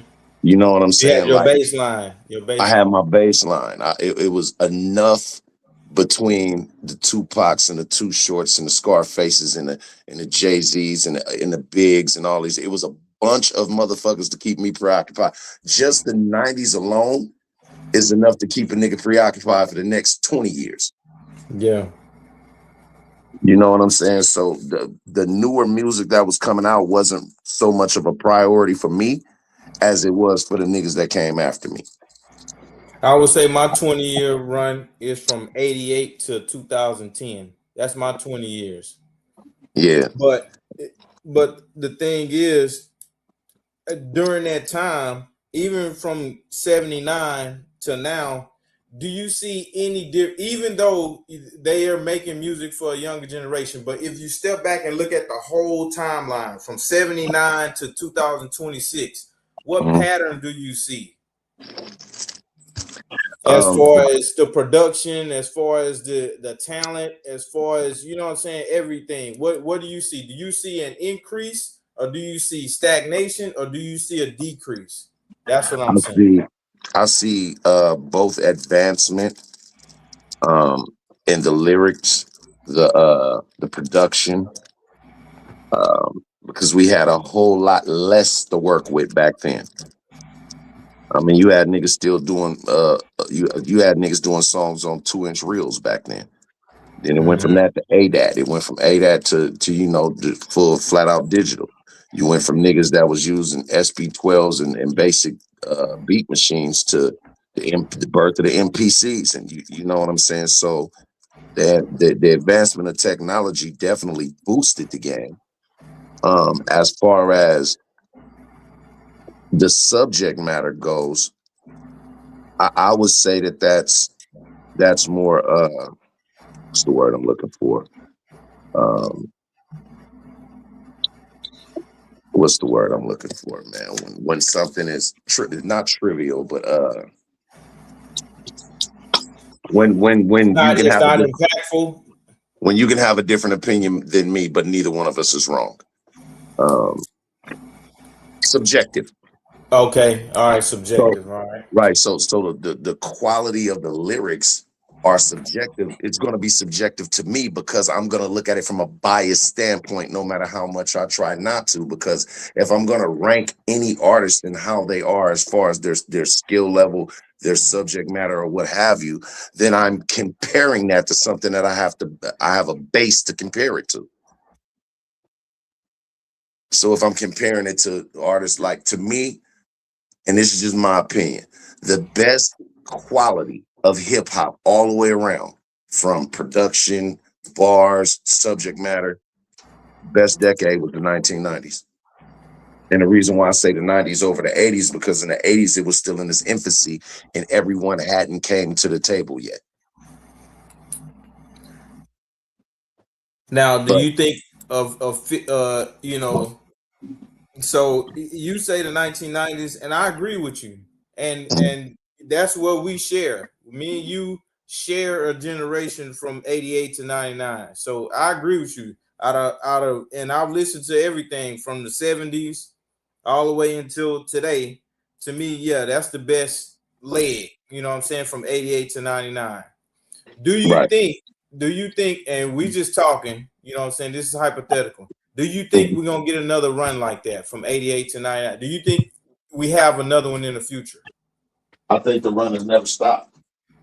And the reason why I say the run has never stopped is because our interest in what is the latest fashion or the latest fad may have stopped or slowed down, but it hasn't stopped the train. We just got off at our station.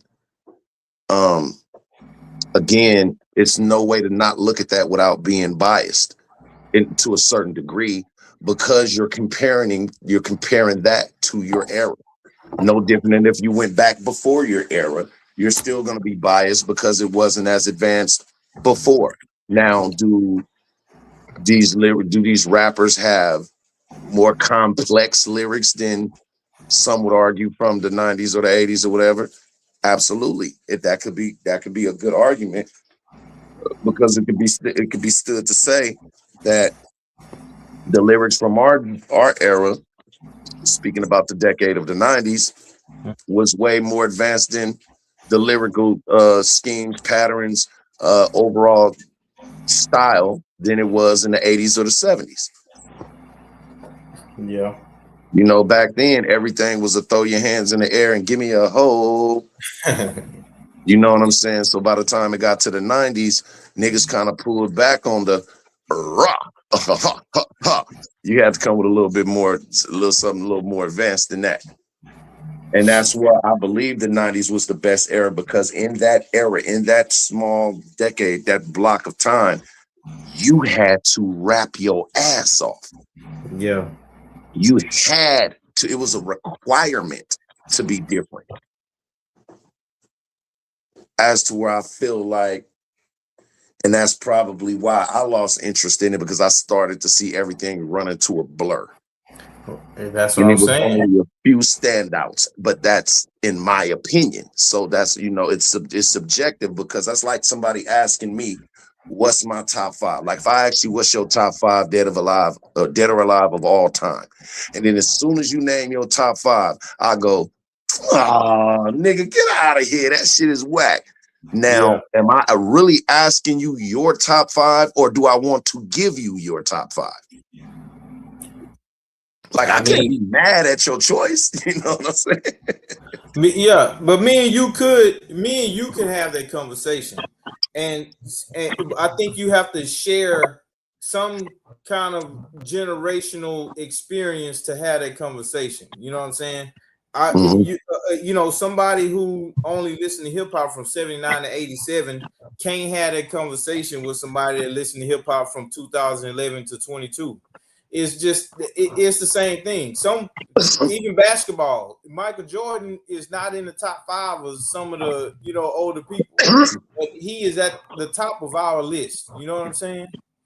I would say in every generation, every era, there are gonna be the whack motherfuckers, and they're gonna be those standouts. Like everybody wasn't a Scarface, everybody wasn't a Tupac. You had niggas that didn't reach those pinnacles. You know what I'm saying? And just like in today's, everybody isn't a Kendrick Lamar. Everybody isn't gonna be you know, a rapper of that caliber. Okay. You know, but it's, I mean, it's fair to say do you have standouts even back then? I mean, Melly Mel wasn't just the average ass nigga when it came to rapping, even for that time frame. You go back and listen to The Message. I got a bunk education, double digit inflation, can take a train to the job, it's a strike at the station. Yeah. Like he was breaking shit down. You know? Yeah, The Message, man. That's yeah. The Message is what made me fall in love with hip hop. The Message, yeah. Because it was bigger than the Bronx. Okay. That now, with that being said, how can we explain the drop off in sales? Now I know Drake just came through and did his thing. He's an anomaly. Take Drake out of it. But how can we explain the drop off in sales? How can we explain that if something's not changing? Changing everything. I would explain. Go ahead, Mike. I would explain it. I think that honestly, with all this YSL shit and all this other, you know, this circus act courtroom shit, these fake ass stunts, these Rico gimmicks, but all this shit, it kind of made hip hop that, in addition to, you know what I'm saying, the attack of the industry on the streaming. You know what I'm saying? It's just like it was. We can't tie it to one thing. Like a combination of things happen at the same time. To you know what I mean? To bombard the shit. That's we gotta understand something. You know. I mentioned this recently, and I think Yuck Mouth, you know, was you know, it's starting to sink in more and more. Yuck Mouth, the more we talk about it. I mentioned a while back that there's a hip hop COINTELPRO going on. I mentioned that, you know what I'm saying, and it's all kind of remnants of it. Like it's a program against artist development. You know what I'm saying, and being able to use the artist in a fashion to where it benefits everybody except the artist. You know what I'm saying? I want to answer this in a fashion that brings it back around let's circle the wagons right back around the very topic of why this whole discussion, because and why crowded is so relevant. You know what I'm saying? You know, it is an attack on the industry going on right now, man. These record labels invest in prisons. You know what I'm saying? They're part of the elites of this country, man. The people that benefits the most off music are not black people. You know what I'm saying? It's the people that is always benefited the most off the efforts of black people. Not just black people, but just you know who I'm talking about. You know what I'm saying? Um, there's a hip hop show. You know what I'm saying? It went from a fashion of locking motherfuckers up. I mean, just look at that. I mean, just look at all the evidence of it. When Jay Prince, Suge Knight, Herb Gotti, and all of them attempted to start the hell distribution thing or whatever happened, you see what happened then. But it didn't stop the money. You know what I'm saying? Now we went from record companies literally dudes who want to make contact because now this real culture, damn, it's getting a lot of motherfuckers killed. But so what? Rap more. You know what I'm saying? Go ahead wear them faded wigs. Go ahead and wear. You know what I'm saying? Go ahead and emasculate. You know what I'm saying? Go ahead. All this shit like a man. I'm telling you, man, it is a full blown, full press effort at the culture right now, man. And honestly, I think people pretty much went into their corners, man. They listen to like me. I'm stuck in the era, man. You know what I'm saying? Mob Figures, Jacker, Sibo, Young Mouth, 3 times crazy. Like that's my era. Period. I don't give a fuck. That's my era. You know what I'm saying? I never get tired of some bad influence. You know what I'm saying? You know what I mean? It's just some shit that I'm stuck on, but I can adapt to this new shit. You know what I'm saying? Um, I think that's what it was. When they start taking the money out of the artist's pockets, start robbing them of the dreams, that made the artists start to get more lazier in their rap. You know what I'm saying? Now motherfuckers ain't put no effort into making whole songs no more. Now they making just a bar and a hook, or like I said earlier, you know what I'm saying? Something that made the fucking hook that made the disguise as a bar, because you know what I'm saying, they ain't getting paid that much. They doing just enough to get out of them contracts or whatnot. You know what I'm saying? Nobody, you know what I mean? You know, it's I can go on and on, bro. You know what I'm saying? But I'm gonna land my plane there. But I think it's a combination of shit, bro. I think when it comes to the drop off of album sales, going strictly to that point, it was a response from the major record labels towards the end of the 90s. Because at the end of the 90s, from maybe the beginning of the 90s to the end of the 90s, from that same decade. This washer keeps jumping back to Hold on. I was 32 minutes in there. I don't get home without. I don't know. It's telling me. I don't know why it's doing that. What I was about to say is that the drop off of sales I was about to ultimately say had you. to do. I was about to say you better do your homework, Calico. You gonna get a whooping, man. There you go. Nah, my wife was over here talking about this wash machine. It's programmed to where, if let's say it's set for 15 minutes, right? But if the wash machine feels like it needs to wash more, then it's gonna go back up to 20 minutes, and then it'll go down to 10 minutes, and then back up to 20 minutes again. So that's what she was asking me. Why is it doing that? And I'm like, well, that's just how it works. Like, I didn't had shit in the dryer that told me it was 5 minutes left before it finished drying, and then the shit will shoot back up to 8 minutes, 10 minutes. It's because they Gotta ain't blame done. Trump. Gotta blame Trump for that, man. Blame Trump. But no, I think with the 90s being arguably one of the greatest decades of hip hop, was also one thing that was unique about the hip hop game in the 90s is that you started to see a whole lot of independent record labels form. And when those independent record labels started forming, and these young new savvy motherfuckers that was coming out of college was saying, "We not gonna let you fuck us over with these 8-year ass 30 album contracts like you did the niggas that came before us. We got a whole new plan. Nigga, you finna sign, cut over one big ass check, and I'm gonna stay the CEO of my label. You're not signing me as an artist, you're signing my label, and we'll go into this as a joint venture, right? So the response to that from taking the money, the majority of the money out of that record label's hands is saying, okay, you niggas think y'all smart? We'll invent this shit called Napster. And when y'all go knock that down, we'll invent not LimeWire.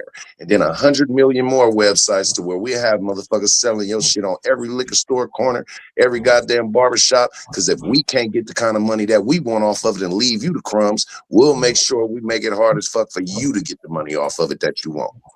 So I think that comes into play. So when everything went digital is when the game really took a traumatic hit as far as record sales. You got to think, how many streams does it take? I believe it's what, 100,000 streams to equal one album sale as far as a hard copy album? It's 1,500. It's 1,500 streams. 1,500. Well, Yeah, that's on sale. album. Okay, that's on like now, Spotify, shit like that, on crowded music streaming. I'm glad I didn't see QT. I didn't segue back to it. Man, I'm telling you, the boomerang effect. Now this is what I just googled. Every stream is a sale on crowded though. Every stream is a sale. Yeah, but this is why the industry is starting to move back. Now, listen, this is what I just googled. It says vinyl growth. The U.S. vinyl revenues topped 1 billion, growing for the 19th consecutive year and accounting for nearly 50% of the format's global value. So they're starting to move back because the artists aren't seeing any fucking money. As far as you saying it's making them lazy, because now these niggas is only making 2-verse songs. They're making 2-verse songs, but they're making 40 fucking albums a year. Right. If an artist drop an album on Monday, by the time Wednesday hit, that shit is old. But you know what? The albums that they drop today may only consist of an album. Half of would have been considered an album yesterday. You know what I'm saying? Because those are half songs that they're making. They ain't making full songs. I mean, how many songs you hear that got 3 verses in it nowadays? Well, again, if you go back, who is it to set the tone? Think about, who is it to set the tone on what's acceptable or not? It's the crowd, right?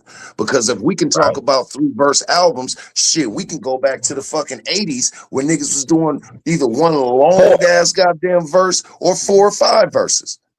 Right, exactly, absolutely. One of my favorite songs by Bobby Womack is 10 minutes and 30 seconds.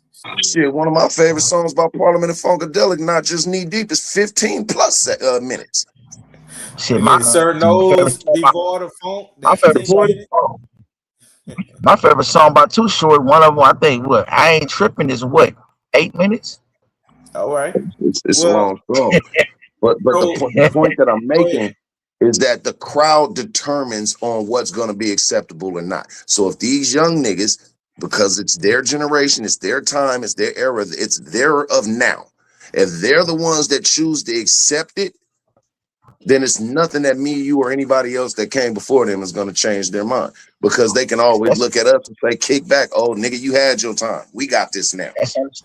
That's understood. But the sales going down. So even if we had our time, we kept the sales up. You know what I'm saying? But sales going down is what I'm saying. So, and I know you saying that, you know, the record labels, you know, have an effect on that, and they do. If I'm a record label, I'm not spending, you know, I'm not giving somebody $1 million advance or spending, you know, $1 million in artist development when somebody can literally just walk up to a computer with a mic, make a song, and then it go viral. You know what I'm saying?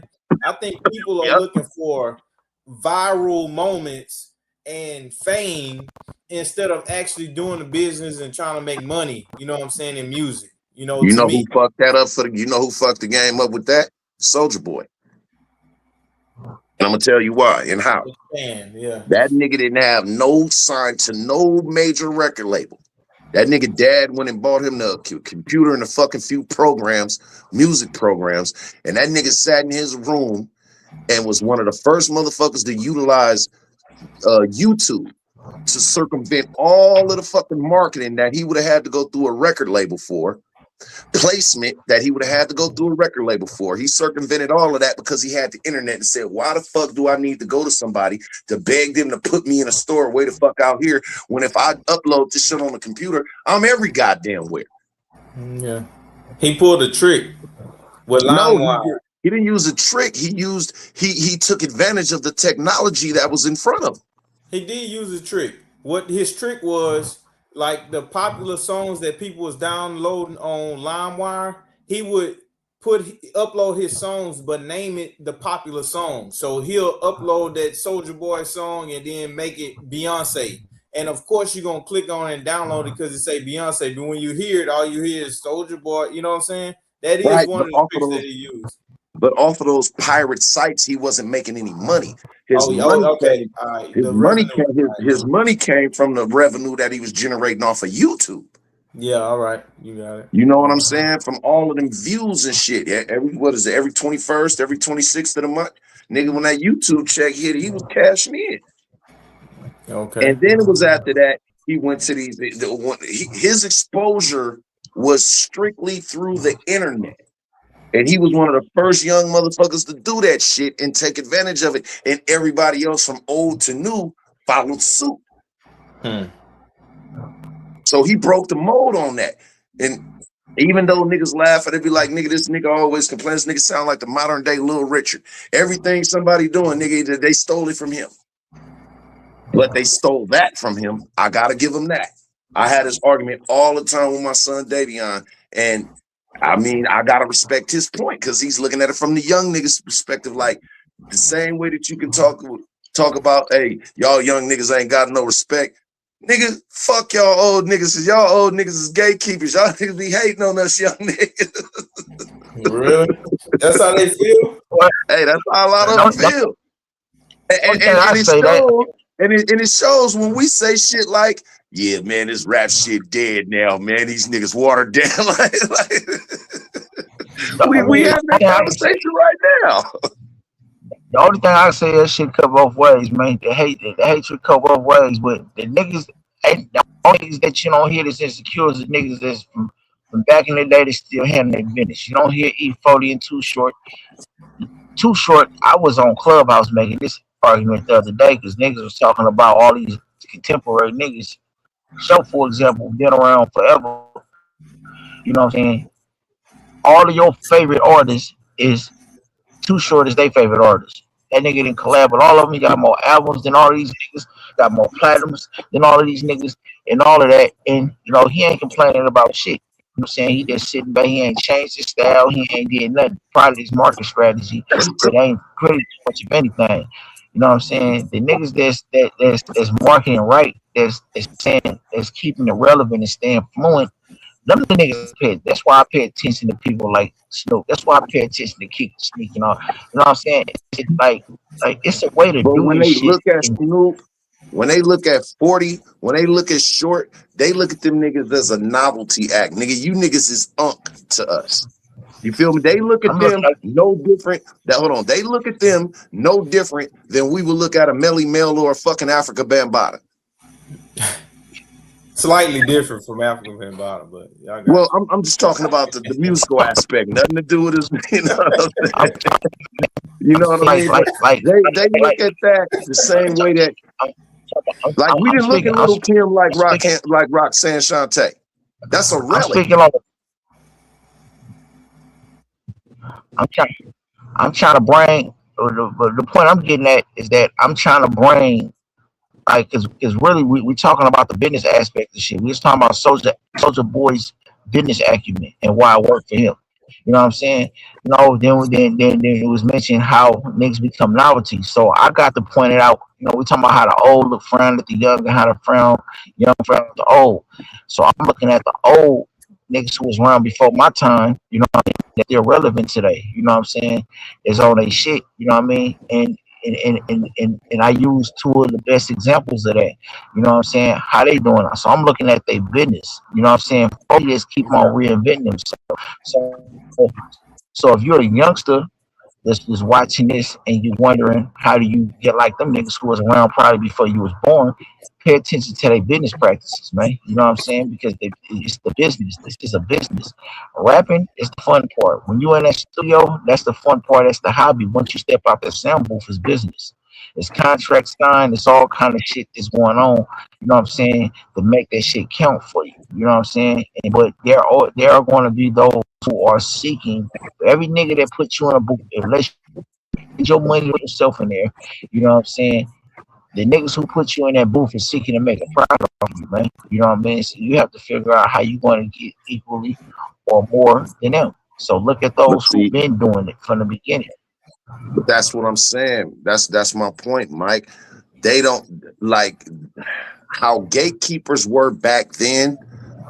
They don't have the same effect per se now because they don't need that stamp from them. They don't need that validation from them. For one, these young niggas came with their own money, their own cars, their own music, their own women, their own crowd.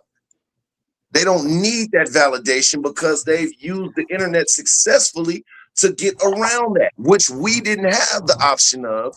Not all, In no, our, no, not all of them. No, not all of them. Some of them did. Some of them did. These niggas is on money. That's a fact right there. It's only a handful of niggas that came with their own money, man. A Yeah, handful of them. It ain't a exactly. press of young niggas that got their You know what they doing now? nah, these niggas is on advance money. Yeah. But yeah, exactly. You know what they doing What? now? They not putting the fact that I got signed now. They not putting that out there because the cool thing now is to look like you doing it independently. So they take the advance money, you know what I'm saying? They don't tell everybody that they signed to whatever records, and they make it look like they still independent. So that's making a lot of artists, come in the game thinking that they can do the same thing and look the same way that they look, but you can't look like that. And to me, I like the fact that it was that you had some kind of hurdle in order to get in the game. And I'm not saying that maybe a financial hurdle, but some kind of hurdle. You had to learn something, some kind of skill set to get you in the game. Right now, I have a high filter, you know what I mean, on music. I don't listen to a lot of new music. I like what I like, but my filter is strong. You know what I'm saying? I maybe like one song out of 100 that I listen to, I'll and give you the my bad. Go ahead. that's just what it is because of how easily people can get into the game. You know what I'm saying right now, and I can't respect. To me, I like mainstream music, but I can't respect somebody who have a big, huge advance from a record label, and the record labels have every radio station, 50,000 DJs around the world playing your music. I can't look at you the same way as somebody who came in with art and talent, and maybe they only got 10,000 streams versus somebody that got 20 million streams. To me, that 10,000 is worth more than that 20 million. You know what I mean? That's just how I look at it. Okay, let me give you a couple examples of motherfuckers who are independent artists who have amassed big success without having to use a major record label.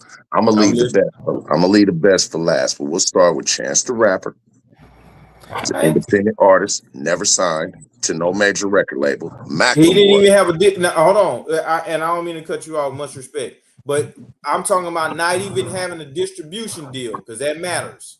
So Okay, I'm totally independent. okay, I'm gonna get He there had a next. distribution deal, right? Chance. Freddie Gibbs. We can Okay. agree with that one. I already said Macklemore. He ended up winning a fucking Grammy, which I don't think he deserved, especially with the competition he had before him at that time. But the biggest and the best I'm gonna say for right now And he was actually, and still to this day, a regime affiliate.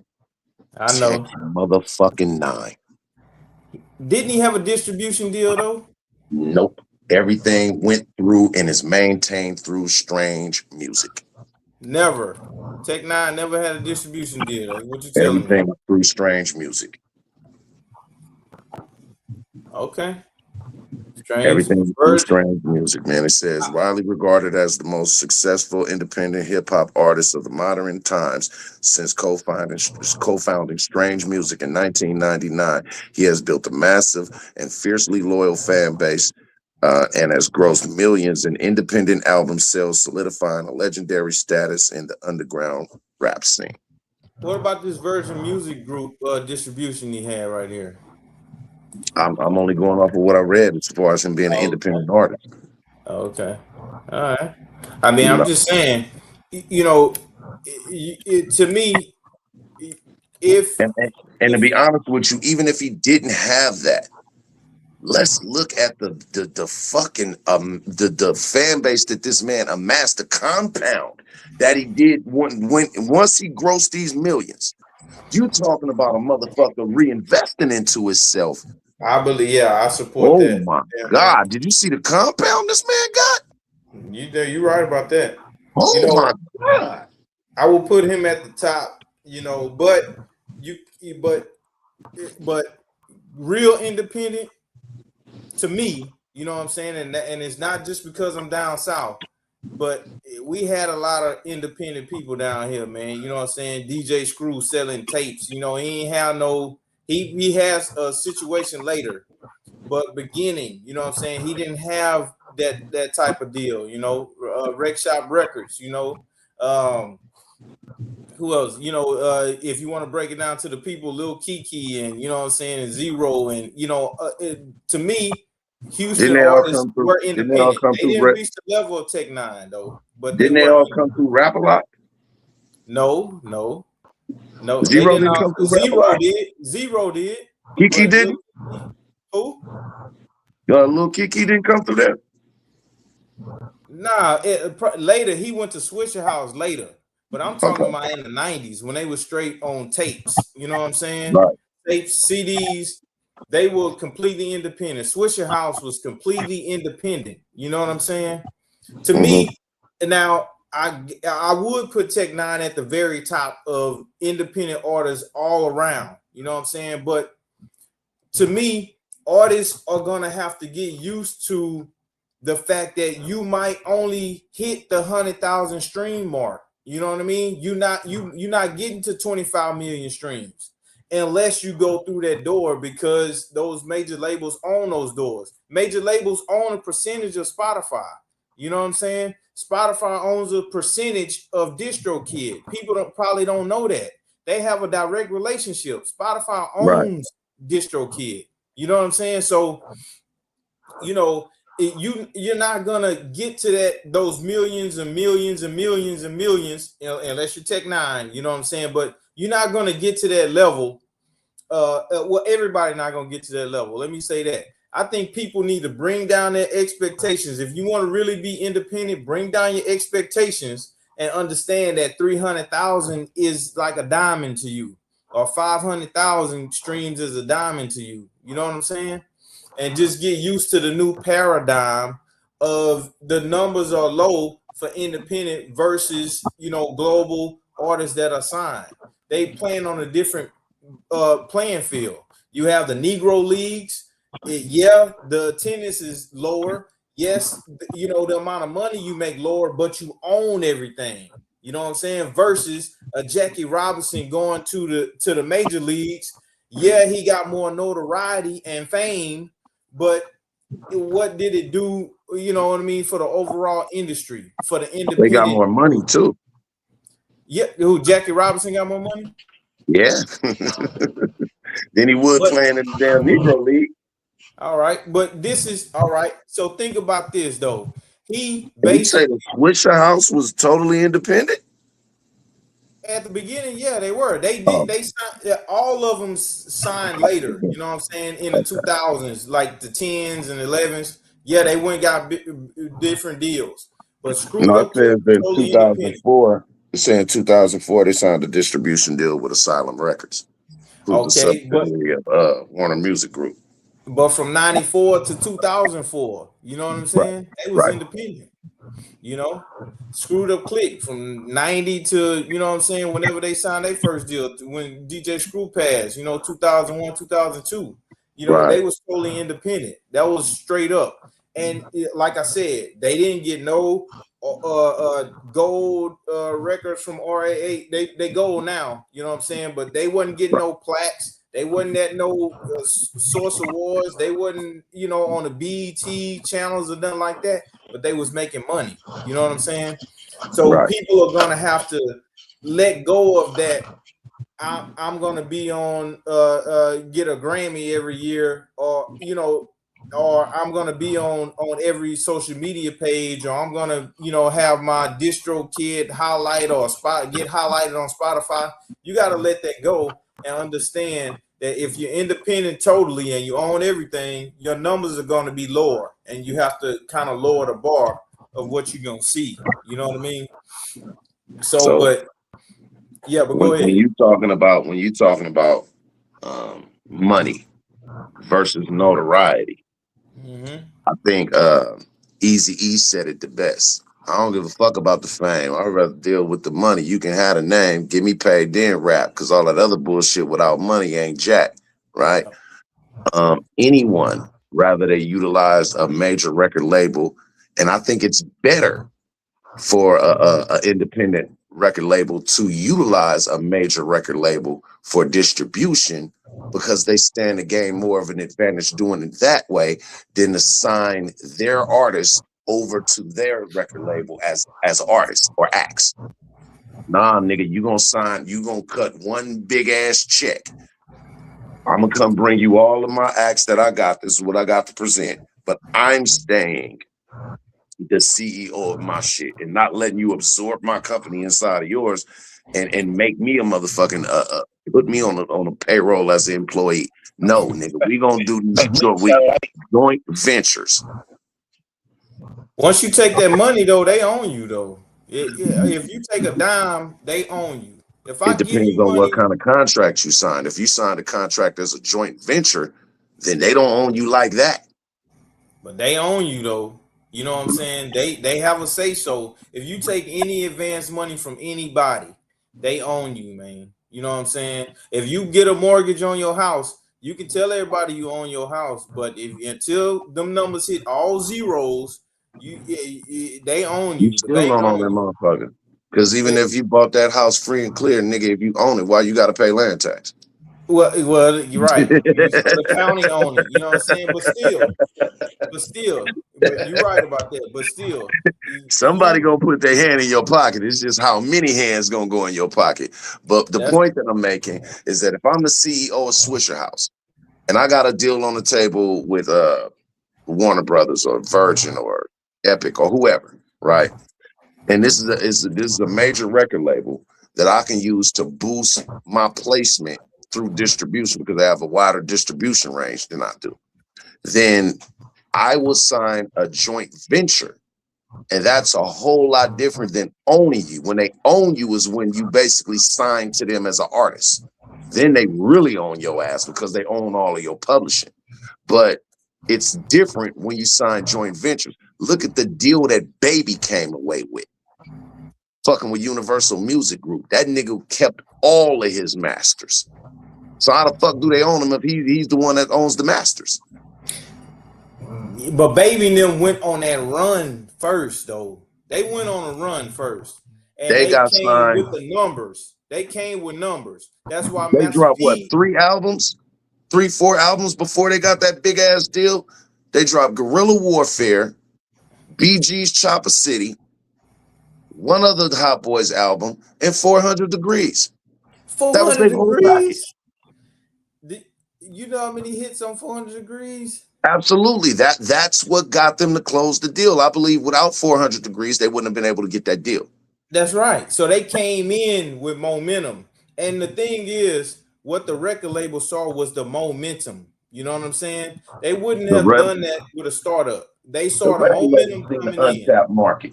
The record label seen that where they're coming from, it's only one other motherfucker that tapped that market, and that was Master P. Yeah. Yeah. So the support is gonna be there. This is an Yeah. untapped market. These motherfuckers is on fire. Now that this is not only a group that is representing New Orleans, which we see have a lot of talent, because for better or worse, Master P set the bar for that. But what Yeah. these niggas brought to the table was niggas that can actually really rap. Yeah. And that's not to throw no shade at Master P, but I just don't believe that a lot of the artists that was signed to his label had more talent than Cash Money. Yeah. I mean, I'm with you on that. But what comes first, though? It's like that conversation. What comes first, the chicken or the egg? What's the most important thing? Is it the talent? You know what I'm saying? What was the most important thing in that? I know we speculating right now, but what was the most important thing in that deal that Cash Money got? Was it the talent? Well, if the record label is the car, the talent is the gas. The car goes nowhere, no matter how fancy it is without the gas. That's what I'm saying. And not to jump back and forth, but when you was telling me about Jackie Robinson, how he got more money, Mhm. going playing in the major leagues, he could have kept that. He would have made less money, but he could have kept the Negro League going. You know what I'm saying? And that would have grew over time. Everything that you do, to me, I know I might sound crazy, but everything that you do is a seed. The Negro League was a little plant seedling that was growing, but he got yanked out, you know what I'm saying, that killed the plant. We never seen the tree. We never seen the Negro League tree. It didn't have a time to grow. So that he was plucked out and went and built the major league tree. Cash Money was plucked out of being independent and went and built these other companies. Because you can say Baby made this and this amount of $1 billion, da da da. But trust me, the record labels made that same billion or more. You know what I'm Absolutely, they saying? made more money. Yeah, But absolutely. So going back to what your statement was earlier. If you yeah, stay strictly independent, then you stand to make substantially less. that's right. So even if they made Universal Music Group way more money than they still made way more money than they would if they would have stayed independent. They made more money. You know what I'm saying? But Right. you deserted right. They did, individuals, but they deserted the system. If everybody stay put, the system is in place. You know what I'm saying? When everybody split out and say, it's only about me, then you break down the system. Jackie Robinson broke the system down. You know what I'm saying? If everybody stay in their place, do their thing, take 20 million instead of 90, you know what I'm saying? Keep the system going, the system will grow. The The Chicago system is Bears, gonna. the Chicago Bears was purchased for I think 50 or $500. Mhm. You know what I'm saying? In the The 50. system grows in what way? It grows through investment, right? And it grows through talent and notoriety to me. You know what I'm saying? But go ahead. Well, no matter how good I see that talent, let's think about Jackie Robinson's era. When Jackie Robinson came to the Major League Baseball, he had to bear the brunt of all of the racism of America. I say that to say this. It is not no motherfucking way in America's world that they will allow an invention that was invented by white people to be more successful, to have a more successful league than the one that they had control of. Take it out in the minimum. It's not no motherfucking way that would have happened. And they wasn't the only ones that fell by the wayside. They fell by the wayside just like the ABA fell by the wayside. Just like you had, when it comes to wrestling, you had the NWA that was over here, the AWA that was down there. Nigga Vince McMahon went global and sucked all them motherfuckers into one thing. But it made the whole genre of it better.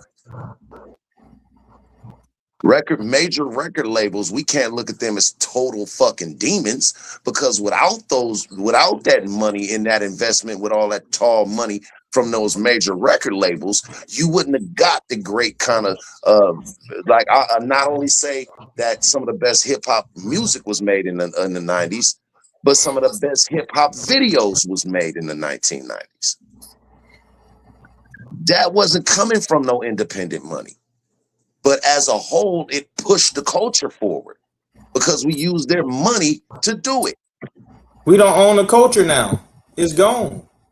Shit, Who own the culture? Says who? We Who don't owns own the Spotify? culture. We don't own the culture, or is it that who own all the record? Is there any? Well, we never own the record. We never own that. If We that's what own the you're saying. music. We made the music. We made the music, but if we don't have the investors behind it, that's no different than, listen, that's no different, right? Than you saying that you can make some of the best fucking alcohol in the world. You just ain't got the money to buy the machines that you need to make it. Well, guess what? You're gonna have to come see me if I'm the nigga with the money. Nah. You know how many motherfuckers, hip hop was born out of some of the most talented motherfuckers from some of the most poverty stricken fucking areas. So what money was they gonna have to invest? Because if it was just purely solely based on talent, then they wouldn't have never needed a record label to begin with. Their talent would have got them there. How you gonna drive a car with no gasoline? Right, so it takes a combination of both. But we can't say that it relies solely on the talent, because gas without a car ain't nothing but something in a fucking can. We didn't have a Bentley to drive. We had a little Honda, but it was driving though. It was a car. You know what I'm saying? Who gave you that Honda? Who gave you that Honda? We built the Honda from, you know what I'm saying, from New York to LA to the South. Hip hop music was built on us. You know what I'm saying? I'm not saying us as just a race. I'm saying us as a culture. That includes. How do you think that New York music got to LA? Well, let me ask you this question. Well, the Honda was bought from the dope game. The Bentley was bought from the music industry. You know what I'm saying? Was bought from the Bentley was bought from the music game. So it was bought from the motherfucking. Yeah. You know, the Bentley was bought from the music game. You know what I'm saying? You know what I mean? You know, the drop stain came from the dope game, though. You know what I'm saying? Let's put it that way, right? You know what I mean? The reason why we stayed on it for a minute, because action on the music game is always paramount in any discussion, especially when we got Q Sherman on here with Crowded Music Screaming. You know what I'm saying? Because, you know, we champion the independent game, man. Independent artists. You know, whether you're a rapper, singer, content creator, whatever you are, if you push the independence, man, you know what I'm saying? That's the business we in. You know what I'm saying? You know, and the purpose of this live right here, you know, is to talk about, you know, with Crowded Bank Stream now. We've been rocking for roughly 2 hours, right? I want to, before we get to the point of wrapping it up, you know, I want to point out that, again, I'm working on an album that's about to drop exclusively on Crowded. You know what I mean? It started off exclusive. It's just gonna be an EP. You know what I'm saying? There's some songs that I had wrote just back. You know what I'm saying? You know, some shit that a couple of new ones that I wanted to just to put out there on the bucket list. But you know, if you ever recorded a song before, you know how that damn recording over those beats, how that bug kind of gets to you, man. I just went on a fucking thing, man, to start recording all kind of shit. You know what I'm saying? Went over there. Yeah, we started off as about 5 or 6 songs, balloons about 17 or 18. You know what I'm saying? You know what I'm saying? And count. You know what I mean? So it's like now it's an album now. So it's about to come out pretty soon. You know, I got some shit that I need to tighten up on. You know what I mean? So on the sound, because I've been recording my shit off of Rap Fame. You know what I mean? Of course, I know I ain't in a real studio. You know what I'm saying? But I'm on my X-rated shit. You know man, listen, music Half of these motherfuckers that's making albums ain't been in the studio. That's right. I just heard Warren G said that he recorded regulators in the bathroom. Come But go on, ahead. man. These niggas is recording Yeah. off Band Lab and all type of shit right now. But I guess I think it's room for both, and both of them have their advantages and disadvantages. I just think that the same way that the car needs the gas needs the car. The car, or if the car, or whatever engine, if the gas has nothing to power, it serves no purpose. We're gonna call it to be continued, you know what I'm saying? Because this is, hey man, I could do this all night. I'm gonna let my man Mike land it. But Hey, when I, he wrap it up, I love debating with you, bro. I love it, and I can't wait for part 2. But go ahead, hey man. man, when he wrap it up, man, go live. I'll pull up. All right. That's all you got to do. We keep it going. It's now we keep it going. There's a couple other things that I want to make sure we speak on because I didn't think about this until Yuckmouth had mentioned a while back. But on StreamYard, they only give you so much space to keep your content on there. Before you had to start erasing shit. And my shit, I was wondering why when I went live, why my shit used to be cutting out and kicking me out the live and all that other shit so much. You know what I'm saying? I went and looked at my storage on here. My shit is damn near at capacity. You know what I'm saying? Out, man. Yeah, you know what I'm saying? Because I've been rocking. I ain't even paying no attention to my store, so I gotta be, you know what I mean? I gotta be specific on there. But again, these is important topics, and it's always good that we have these because it's a never ending topic because the relevance of the topic is never going to end. You know what I'm saying? You had. I know, Keith. When we had spoke on the phone, you had some other things you wanted, to go into. Let's knock them out the way while we still have time. But we gonna rock for about another probably 30 minutes before we get up. Before I end it. Yeah, now we had went to, and shout out to Calico, man, but we had went into, you know what I'm saying, the business of it.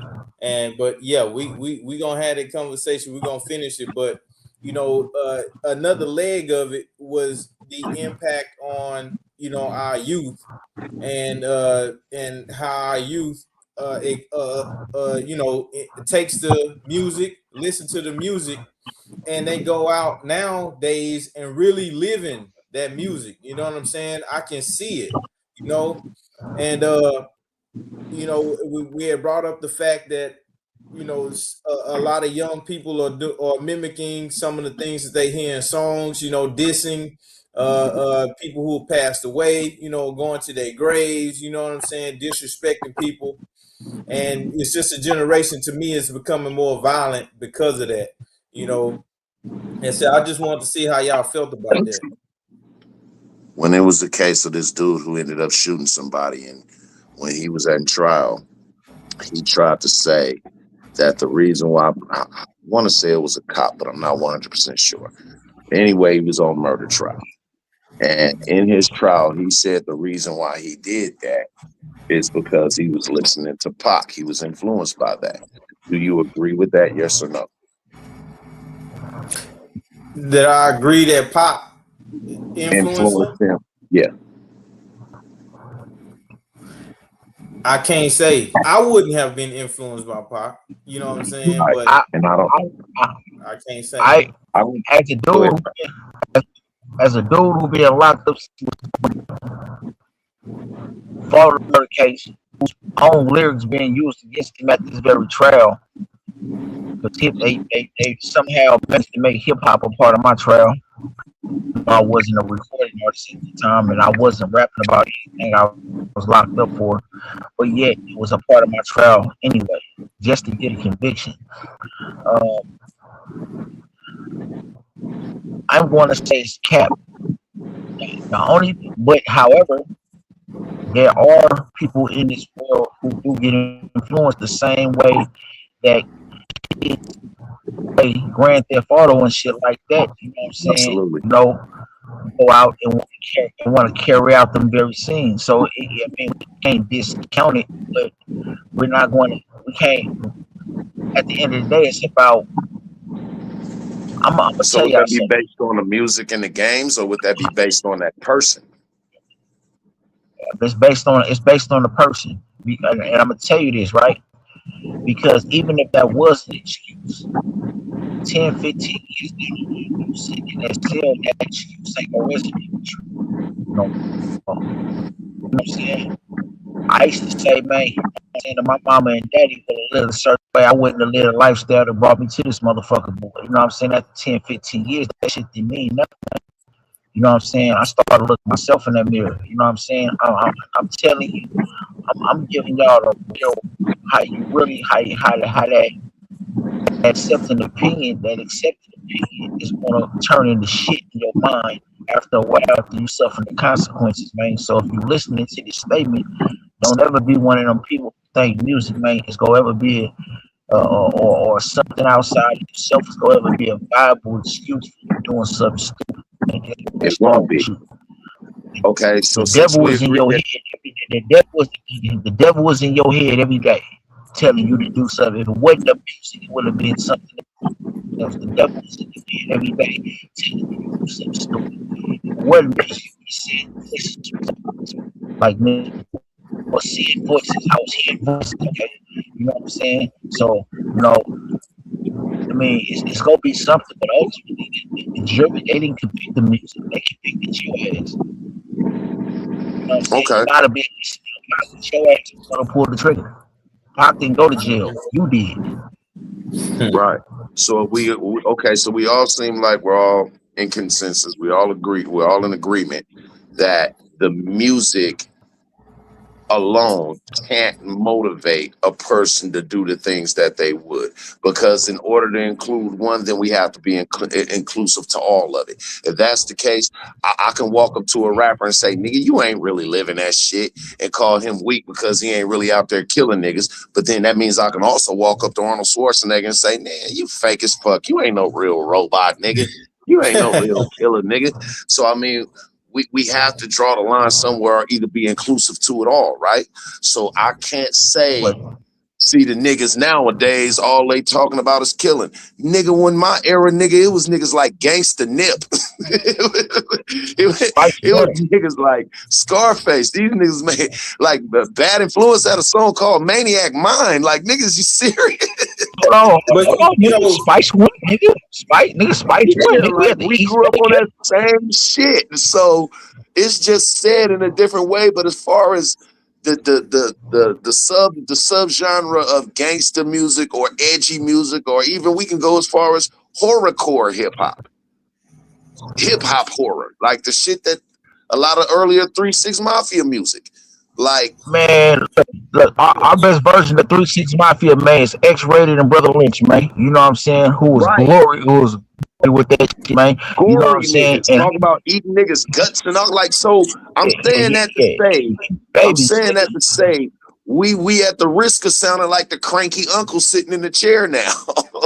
nah, We can't shake our fingers at the young niggas for the same shit we indulged in. nah, Hold on. I did get I'm gonna influenced a tell. little bit. I Tell you got why I can't. influenced. I sip I'm drink. gonna tell you. I'm gonna screwed up quick. I'm gonna I'm gonna tell you why I can't.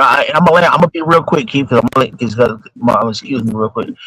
I'm gonna tell you why I can't. I can say something about these people because I actually lived the reality that these niggas want to know. I actually suffered the penalty for it.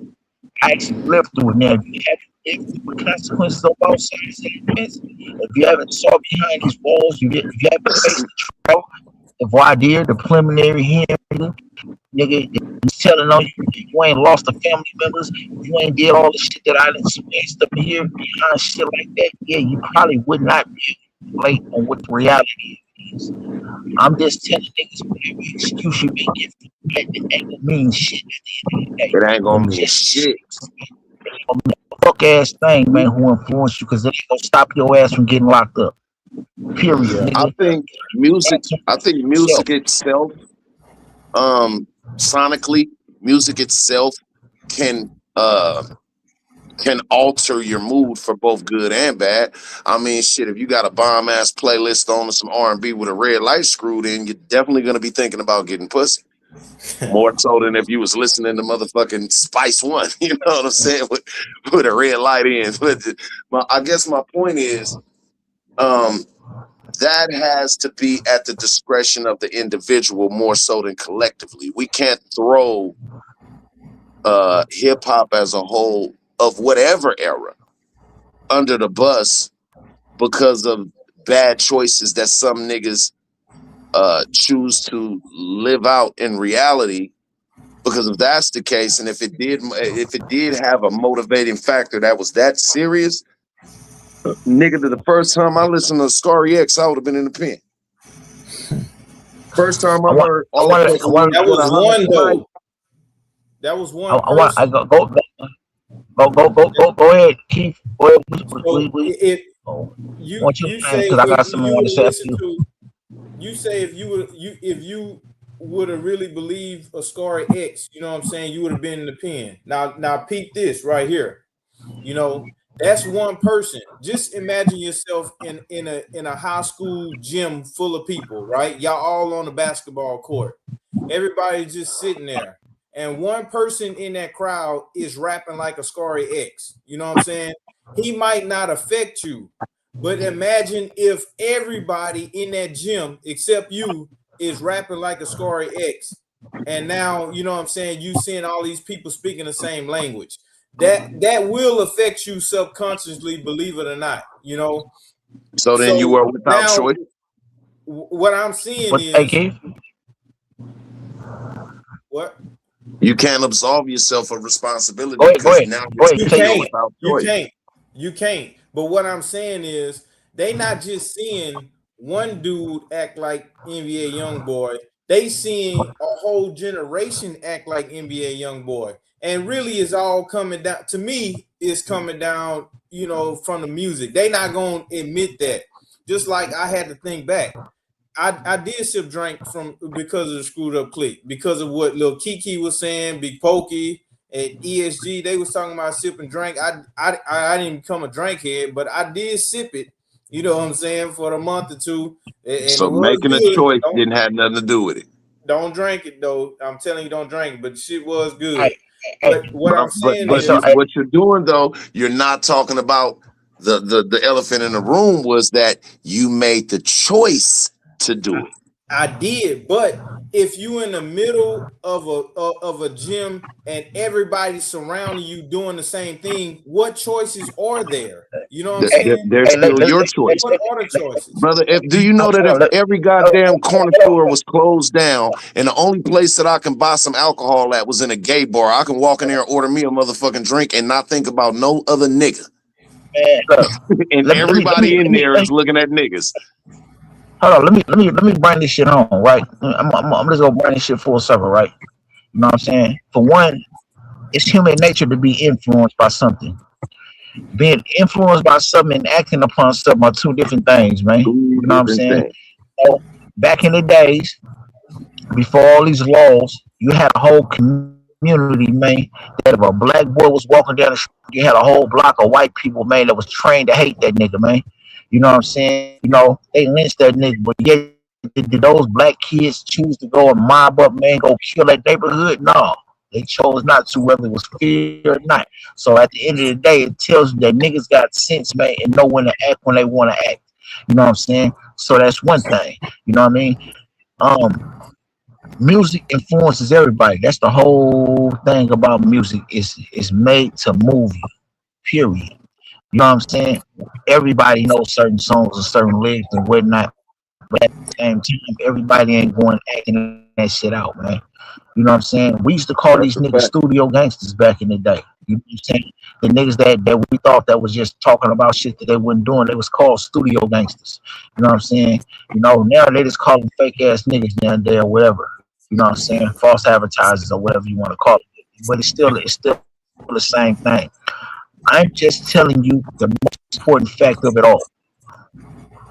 None of them excuses ain't gonna mean shit at the end of the day. They ain't gonna mean a motherfucking thing, bro. I don't care who you is. You know what I'm saying? At some point when you sit in that cell for all them years, you gonna wake up. You gonna wake up and you gonna realize them excuses, nigga. All them excuses you made, that theory, nigga, is not you back with your family, nigga. You're gone once you act upon that shit, man.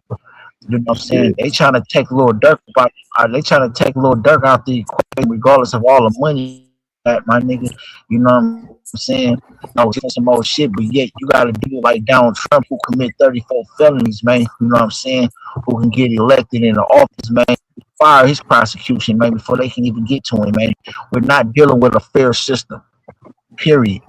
From the get go. So I this mean, shit, standard you doesn't made the work. best The point standard, earlier, Mike. the standard the standard don't work with everybody, bro. You know what I'm saying? We're in an environment where, you know what I'm saying, people will frown upon black people, or you guys make that violent music, nuke a whole fucking country for a fake ass lie, man. You know what I'm saying? And they supposed to come back and be normal. Them niggas could have owned businesses and shit, nigga, had their families put together, man, before they went to war and come back with a missing arm or missing limb and nothing in return. And the government don't give a shit at the end of the day. Don't talk to me about fairness, man. They don't give a fuck, man. It's only designed for certain people. I'm telling you, if you're listening to this, whoever this reaches, man, I'm telling you, don't nothing supplement for self accountability, man. You can have all the best excuses in the world. It don't mean That shit ain't gonna mean nothing. shit. I'm a nigga who suffered. I am a nigga who suffered behind rap lyrics being used against me. My own lyrics. I didn't say did nobody know a lie. I mean, I was influenced by all these niggas y'all talking about. But look, I'll tell you something. You know what I'm saying? Time. I'm not bragging about it. I ain't did nothing. I ain't doing this ain't for no glorification of it. But I'm telling you this, man. You know what I'm saying? You know, when when you have to sit and look at yourself in the mirror and realize everything that you lost was of your own accord by your own hands, even the best excuse in the world, man, gonna make you feel better at the end of the day. Period. You know what I'm saying? I was influenced by everybody we talk about. Anything I did in life, rap music didn't make me do it. I can't think of one song that made me go out and commit no crime. Listening to Dope Man didn't make me want to sell dope. No, I used to hate dope boys. You know what made me? You know what? I used to still back in the '80s, nigga. I used to still lay bundles. My mama was probably one of the first or second waves of people that got hooked on in the '80s in Oakland. You know what I'm saying? She probably at first, no later than that second wave, right? You know what I mean? When we lost our house in '86, nigga, we was in the street, nigga. I used to hate boys so bad. I used to steal bundles and throw them motherfuckers away, bro. I swear to God, I'm talking about G bundles, nigga. You know, Calico, they had. I'm talking about, I was throwing away Yeah. G bundles, nigga. They didn't Big never bundles, suspect. nigga. They never suspect because I was just a kid. They used to keep they dope nigga in paper bags and weed baggies, nigga. I'm talking about, I'm throwing away G. I got niggas fucked up behind losing them bundles. They still to this day don't know how they lost them, right? You know what caused me? It wasn't dope man. You know what caused me to start selling dope? My mama called me about to throw away a motherfucking bundle one day, man. We was hungry as fuck. You know what I'm saying? And she, Poverty. she, she called me about to throw the fuck away. Necessity. She took that bundle. About an hour later, nigga, we had everything we wanted. She asked me if I find some more, nigga. That's what changed my mind. Seeing the value of it, nigga. All right. I Seeing think I think you said the I value of think you said the realest shit at the beginning when you said shit. That nigga went to jail. Tupac didn't. it, period. But You know? I'm giving them insight. I'm breaking down insight though. You know what I'm saying? Right. Y'all On saw the we value. cause we cause, yeah. Yeah. You know what I'm You can saying? tell It a So wasn't it grown wasn't man. no think about fucking this though. song. Think about this though. All right. My man Calico brought up the Terminator earlier. You saw Mhm. the Terminator as a robot, right? And you Mhm. saw him in the movie with Danny DeVito in a suit being Mhm. funny. You Mhm. saw him as an actor because he was in these different roles. That's not how he lived his life.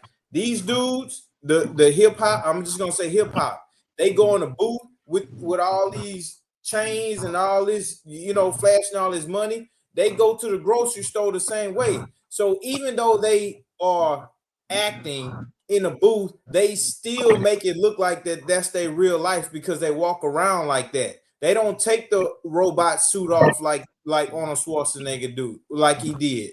They are telling these kids that this is how you do it. They spread money. This is how Okay. you do it. And what Mike said, y'all saw the value in that. Kids are seeing the value in acting like this, and the value of being these so-called gangsters or portraying NBA YoungBoy. They see the value in it. They see the money spread.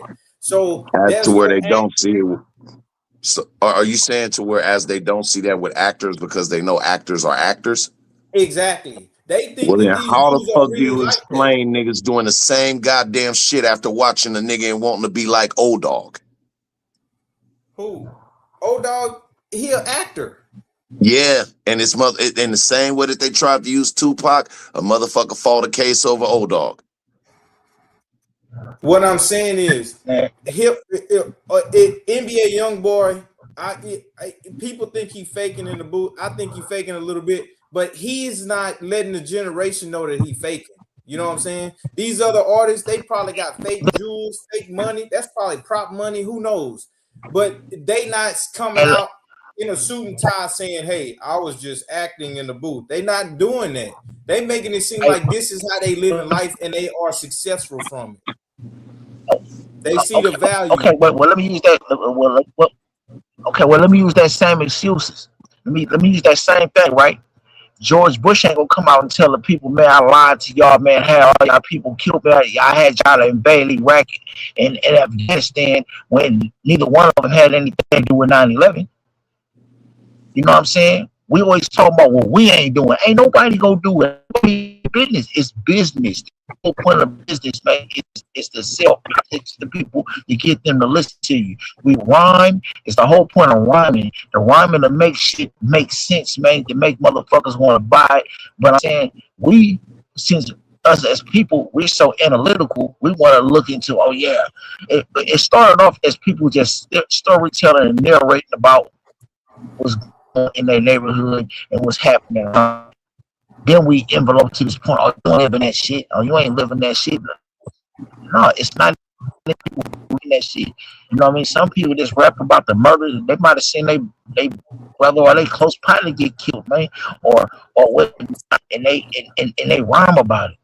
You know what I'm saying? Like we go too deep into that shit, man. We don't want nobody doing. I hope motherfuckers ain't doing what they rapping about. I hope they ain't, because I did the time for it.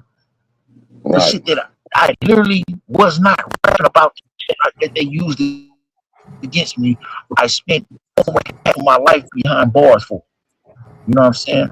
This shit is personal to me. It's personal to me. I lost most of my family in this bitch. You know what I'm saying?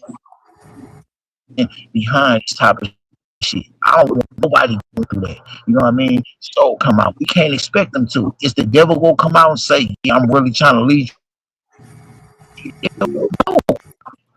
No. It's the whole point of deception. Ain't nobody doing it. So why should we expect Right. Actors are the only doing way you outside of yourself is reality does it.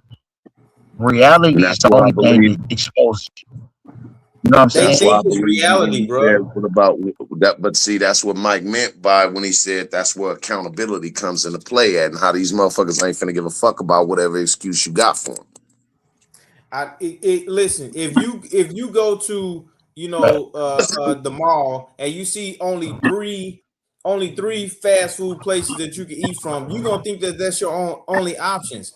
If you are coming up, you 10, 11, 12, and you see Little Dirk, you know what I'm saying, in going to jail, doing shootings, rapping about shootings, he got all the chains that you want as an adult. When you 12, you think that's important. He got all the chains, he got the tattoos. These dudes not telling people that they acting.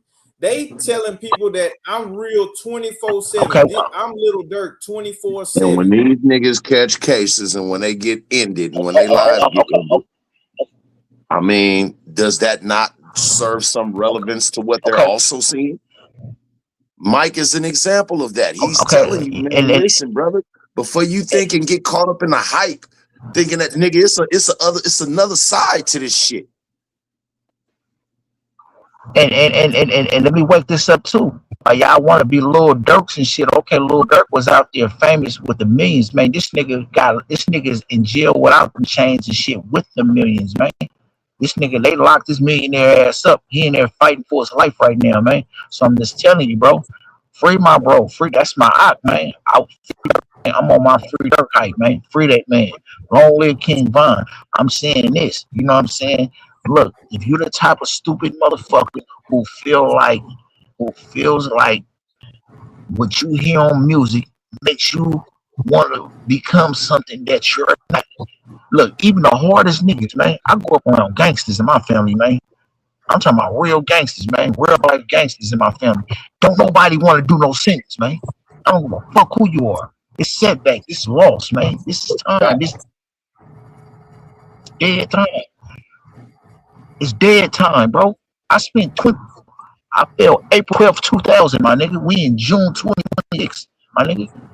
You know how much family I done lost, nigga? My mama, daddy, all my nigga, I'm down to one ancestor, nigga, on my mama's side of the family, nigga.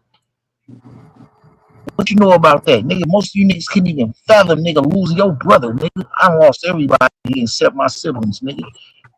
I'm just saying, bro. That shit don't mean nothing. And they use my lyrics against me at trial, nigga, that had nothing to do with anything that I'm locked up for. So if they can use me that had nothing to do with what I'm in jail for, imagine what they'll do to you niggas. You niggas ain't dope. You want me to tell you the coldest part about it all, Mike? The coldest part about it all is that the coldest part about it all, outside of them niggas not having the money to fight like a Little Durk does, is that these motherfuckers are now in the age of putting everything that they do online. Because Durk did it. Well, no, it was more than Durk. It's a whole culture. Well, that's the drill culture. That's the culture. Ain't no one motherfucker. You know what I'm saying? That's the drill culture. Right. Now, I would think that that's one all of this. the most I'm telling y'all something. Bro, that's one of the most. Not only that, I'm gonna tell you the most saddest thing. I'm gonna tell the saddest things, man. You know what I mean? We went to a part where we frowned upon calling each other the nigga word to accepting it. We kept niggas for calling us a bitch. Now niggas call themselves bitches. You know what I'm saying? We frowned upon snitching. Now niggas say it's cool to tell on dead people. It's cool under certain, if you're a civilian or whatnot. You know what I'm saying? We frown upon getting locked up to niggas glorifying it. Now, you know what I'm saying? Now we got niggas of this generation is the saddest nigga. You know what I'm saying? One totally do it because they don't even expect nigga.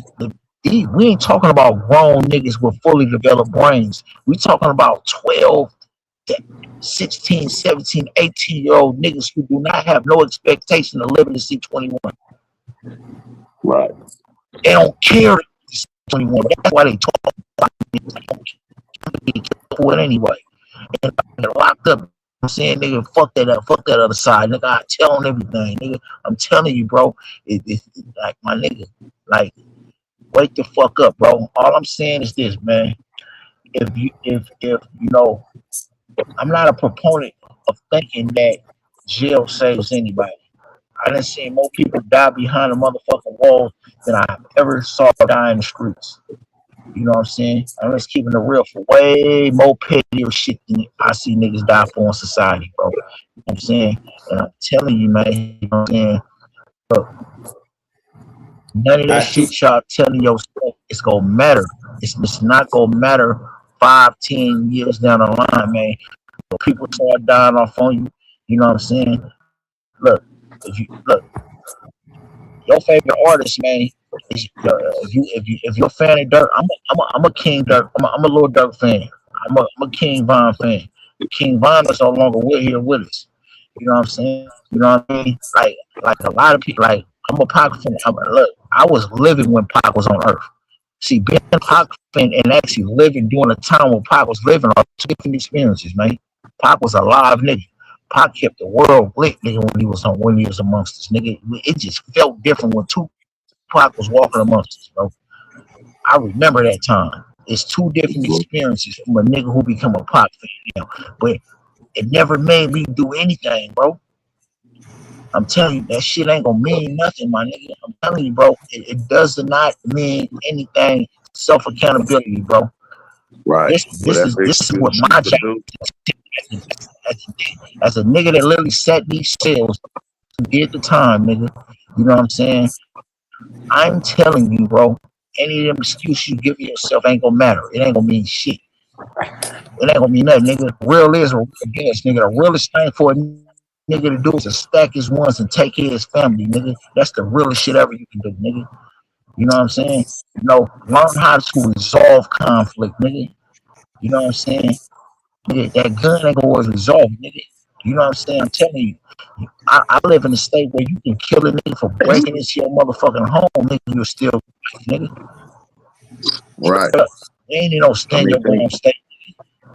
think about how many Straight up. niggas. Think about how many niggas was turned up on some drill shit, the New York style of drill music. Before all of that, this shit came out, before Takashi 6ix9ine got to the end of his rope. Think about how many motherfuckers he influenced to go and push a line on some shit, or they was listening to that and felt like that amped them up to go and do whatever it is that they went and did, only for this motherfucker to be in the position that he's in now. See, it Yep. doesn't matter what excuse you use or produce, my nigga. It all is gonna still roll back and rotate back around to accountability for your own actions. That's the point. It seemed to me. It seemed like And that's the even point. that Oh, nigga I still cut get you off, locked up. bro. Did I cut you off, bro? I'm sorry. Calico. No, I was done. Okay. Now the thing is, you know, people looking at the accountability. You know what I'm saying? And I get that. Y'all right about that. You know, everybody have to take self accountability. But how many people? How many 12-year-olds really sitting down and saying, "Man, you know, I need to be accountable for this and that." They are going off feelings. They are making decisions based on feelings. And what's the ultimate feeling and What frequency this that you hear and are influenced by each day is music. And this if is why we I had this think discussion.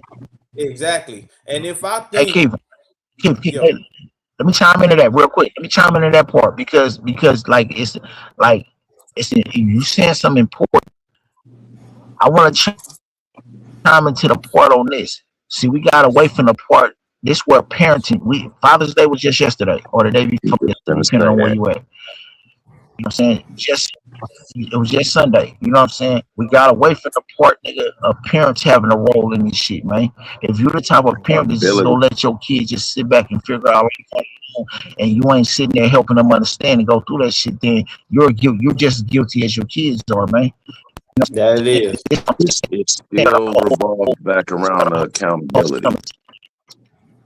If you have a 12-year-old that's out in the street pushing a line like that, where the fuck is, okay, let's say his parents may be on drugs, or you can't tell me that this child that's in the streets at 12 years old, pushing a hard line on some gangster shit, living like the songs he listened to, don't have nobody in his family to take accountability for this boy's actions, or to That take accountability for themselves by not putting him in a position to use more better critical thought? in But these let me say this. days, Let me say this, right? Let me say this. It's ironic we speaking on this, right? Because when y'all hear my life story, bro, I'm telling you, I was that badass kid. My pops was a dope dealer in the pimp. My mama was a drug addict, nigga. And I was in the streets with my mother, nigga. You know what I'm saying? When my mom got locked up, nigga, even after she was free, nigga, I was in the streets. I was in the streets, nigga. No, I was too fucking bad to listen to anybody, and I was younger than them. I got locked up for the first time when I was 9, nigga. That's how long I've been in and out the system, nigga, since I was 9 years old, nigga. They called me a career criminal, nigga. I'm just telling you, sometimes you don't have that family. I'm just saying, in light of all of that, in light of all of that, If you one of them, even if you one of them niggas who grew up like I did, nigga, it ain't gonna mean nothing when you get in front of these hypocritical white folks, nigga. They not gonna care. The system is not about fairness, man. So I'm just saying, like, you may have that support system, you may not have a support system. I'm just telling you, if this reaches you, I want to say that I told you, man, that is going to boil down. The earlier you learn how to do it, because this shit ain't something you can just talk about. Some shit take practice. You know what I'm saying? It takes the right examples. It takes certain things, elements to be in place. But I'm telling you, regardless of them elements, man, you know what I'm saying? Keith, we was talking about you the other day, how rare you are, how you literally sat back 18, 19 years old and made a moral self-inventory, everything that was going on in your life, who you was associated with, and all the shit, and determine that these niggas wasn't worthy of you, nigga, and you did something different, nigga, and you wind up shaking, bro, the reality that they wind up going down. There's very few dudes like you. There are more cats like me than it is like you. You know what I'm saying? So I'm saying for my city, who is still suffering the consequences behind as a result of my actions, you know what I'm saying, and my chosen lifestyle, you know what I'm saying, that if you're the type of kid or youngster out there who's influenced enough by someone, by it ain't gotta be dirt. It ain't gotta be no rap. It can be Grand Theft Auto. It can be any of these fucking things. It can be for watching motherfucking airplanes crashing in the buildings, man, or watching these Iraqis over there blowing motherfucking Israel shooting into motherfucking Iran, nigga. You know what I'm saying? Got motherfuckers want to go into the what people is influenced to go into the military and kill people because they feel like, oh yeah, I can fly an airplane and drop a bomb on somebody. You know what I'm saying? Look, man, it's bad influences all over this motherfucker. See, we talking about us. We talking about the small shit we do that affect each other. We ain't talking like it's external. If it ain't rap music, if it ain't video games, it's gonna be the government. It's gonna be something that pulls you towards something negative in life. It's gonna be that honky that calls you a nigga and tell you your family ain't shit, nigga. You know what I'm saying? And your mama, you know what I'm saying, striving to feed you, but constantly getting shut down for no reason, man. You know what I'm saying? Then for whatever weird ass reason, it's going to be something in life that informs you. You know what I'm saying? But I'm saying this is, I'm on solutions now, bro. Yeah, We I can get only it. talk Yeah, about excuses for. Come on, I'm on the Bruh, solutions. The I'm solution on is solutions parents need to too. start learn how to they're parent. so comfortable. If they don't learn, They're so comfortable with letting you know what the program is. They can actually give you the labels yourselves. They can give you the labels themselves. What are podcasters and streamers known as? blow. Influencers, right? Yeah. Mm-hmm. Yep. That's how comfortable they Influences. feel. That's how Right. comfortable that they feel with it. I said it before, I'll say it again. Just because COINTELPRO and things of that nature was exposed, but because it was exposed, you think it stopped? Yeah. Nigga, this shit ain't stopped. That's what I'm saying. That's the point I was making, bro. Go ahead. It ain't stopped. Black exploitation. What? Just because they don't make movies that hyper focus on pimps no more, like Goldie and the Mac and Superfly and all that, you think it stopped? What do you think movies like Boys in the Hood and Minister Society and Belly and Paid in Full and all that shit is? It's further perpetuating the outlook on African Americans, especially African American men, as dangerous, violent, drug addicts, drug dealers, overall criminal. Yeah. So that never stopped.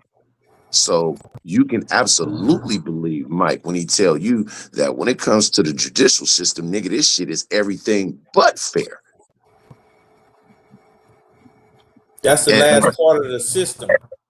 That's the If we got last a step. dude sitting in a fucking, we got a dude sitting in the White House. We got a dude sitting in the White House with more felonies, man, than me and 10 niggas had all together, nigga. But that nigga, ain't that Me and Congress, 10 of built my the niggas system. Congress indicted this nigga. That nigga said, fuck your indictment. I ain't going nowhere. And didn't go. They it's his is he a This is part of the the system? land of white privilege, man. And told This is the everybody land of that was white privilege, involved, man. y'all don't go neither. And all of them said, well, I'm gonna listen to Trump. What happened to them? Nothing. I'm just saying that what Mike was saying earlier, you know, how record labels, you know what I'm saying, invest in prisons. That's a system, and that's that word I was telling you about earlier. If you take somebody out of a growing system, the system breaks down. But that's the system he was talking about. Just Bro. imagine this, and I know I'm making this, I know I'm sound crazy. Please, take this with a grain of salt. But in a perfect world, think about this. Somebody influences a culture. You sign artists that are ignorant to what they're doing to the culture. You provide a vision to the culture of scamming and robbing and killing and all that, that it's a good thing that you will get money and jewels from it if you do it. And then you push some, not all, to go do it, and then you are on the other end to collect them when they do it. You know what I'm saying? You at the front end of it and the back end of it. They not doing that just for no reason. They doing it because that influence shit worked. Like that, what like the word you just said. Influences exist, man, and it affect us. Shout out to royalty, man. I saw you up there earlier. Raiders allegiance, man. You right. You know what I'm saying? But that influence, it works, man. And people like Lil Durk, if Lil Durk ain't have all that money and jewels and all that he got from the record label, he wouldn't have the influence that he do over Chicago. You know what I'm saying? They wouldn't have. You can have the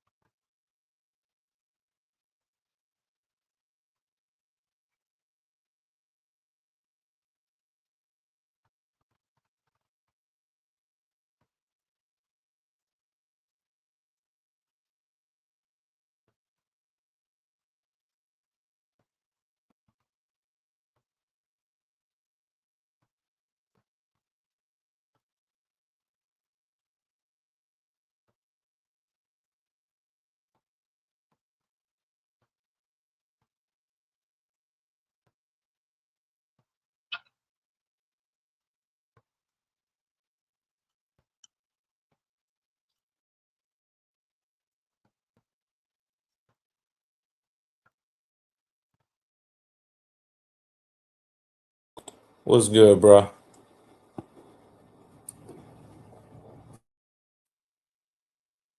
It's all good, man. Mike, man, I want to appreciate you for having me tonight, man. You know what I'm saying? Calico, thank you for the conversation, man. Thank you for everything. Shout out to the Ghost regime. You know what I'm saying? You know, always having great conversations, and we will continue this conversation, soon. Um, but yeah, man, shout out to Mr. Miller. West Coast Hip Hop Awards going down, man. August 15th and 16th, Seattle, Washington, man. Make sure y'all be there, man. Everybody gonna get love shown to them, man. Hip hop, you know what I'm saying? Artists, R&B, directors, you know what I'm saying? Producers, movie producers, everybody. And make sure you go to playcrowder.com, man, the home of the 2 cent stream. You know what I'm saying? Thank y'all for having me tonight, and I'll see y'all next time.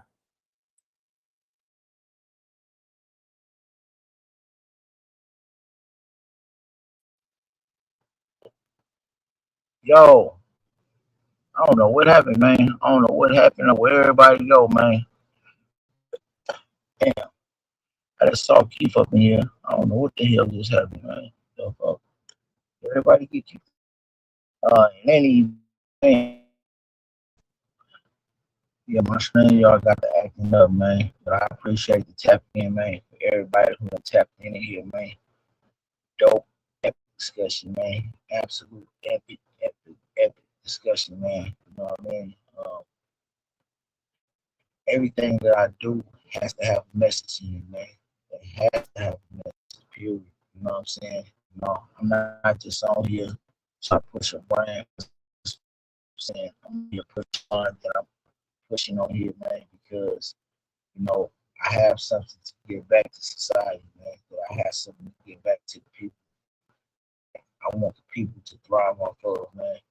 You know what I'm saying? If I ain't doing it for that reason, yeah, I have no reason for doing none of this shit, man. Karma will come back and get. That's how I feel, though. That's just what I stand on.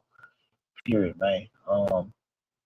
You know, it's always an epic experience, man. My brother keep Sherman pull up, especially Calico Network, man. You know what I'm saying, man? We dragging gang it, regime, bro. Period. Um, it's always a treat, man, having the brothers tap in, man, for these discussions, man. Because I'm telling you, man, like, we all we got at the end of the day. I just want to be the one to tell you that whatever bullshit you sell yourself, man, ain't gonna work at the end of the day. It will get you out of account. It's not gonna prevent you from being held accountable, man. You know what I'm saying? Only you can do that. So, having said that, you know what I mean? Ended here, man. We've been going for 3 hours now, man. Give or take, man. You know what I'm saying? We're going for 3 hours, man. We've been rocking and rolling.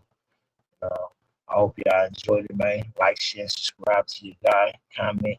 Let me know what y'all think, man. Join the discussion on follow me on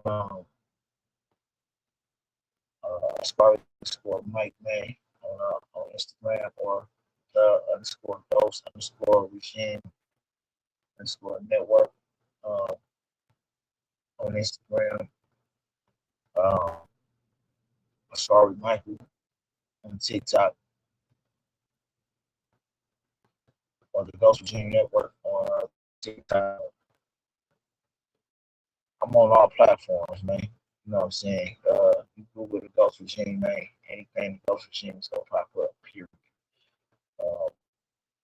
The with an A though, with E, THA, the Ghost Regime. You know what I'm saying? Period. You know what I mean? I'm accepting all donations to the platform. You know what I'm saying? I appreciate everybody, man, that's been contributed to the platform. We ain't get monetized, man. All the support comes from y'all. But in any event, thank y'all. I'm laying there. It's 12:40, man. It's time to tip out of here, man. You know what I mean? Salutations, man. Zooted. Real energy I provide, pick a side. You could get Dr. Jekyll or Mr. Hyde. A shot could dot your face like a freckle to split divide. You could get maxed out, pull your card and you get denied. Forget your pride from when childhood friends in the picture died. Had us questioning God, feeling like the scriptures lie. Taught me how to face my fears while many be quick to hide. Taught me life is a bitch, so I'm giving her dick to ride. Yeah, cause everybody hop on dick when the pay is right. Show 'em it's hard to fuck with me like pussy that be staying tight. Make another nigga bitch wanna stay tonight. It won't pump up my ego though, cause this is every day and night. Yeah, it's every night and day. A lot of rappers actors, fuck writing a rap, write a play. It's going down now, I'm on my way up. In my elevator, bitch is aggressive. Salon's fighting Jay. Little paper can get you smoked like lighter J. Name moving through the streets like it got the right of way. Haters making threats, but don't like to do what they like to say. I'm paranoid, I keep it close. I'm thinking niggas might today. One in their head can change a sucker mindset from fight to prey. If you tryna stunt, I'm tryna hunt, I'm tryna bite the prey. Upper hand like up it at you, yelling, put the knife away. If niggas tryna triple, then I'm something like a flight delay. What?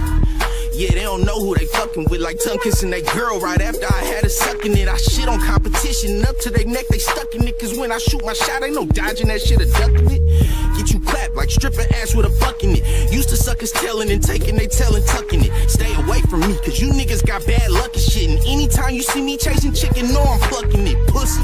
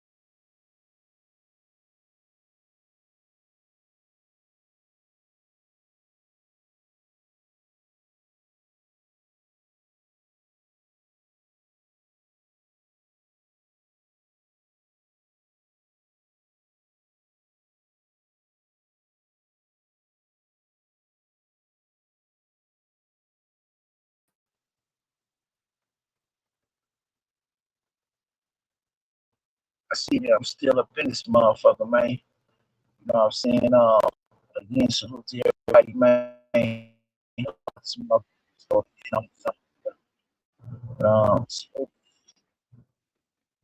see you on the next one. You know what I'm saying? Well, I shout out mostly and blessings upon y'all, man. Saying those who ain't network, man. Sign of the body,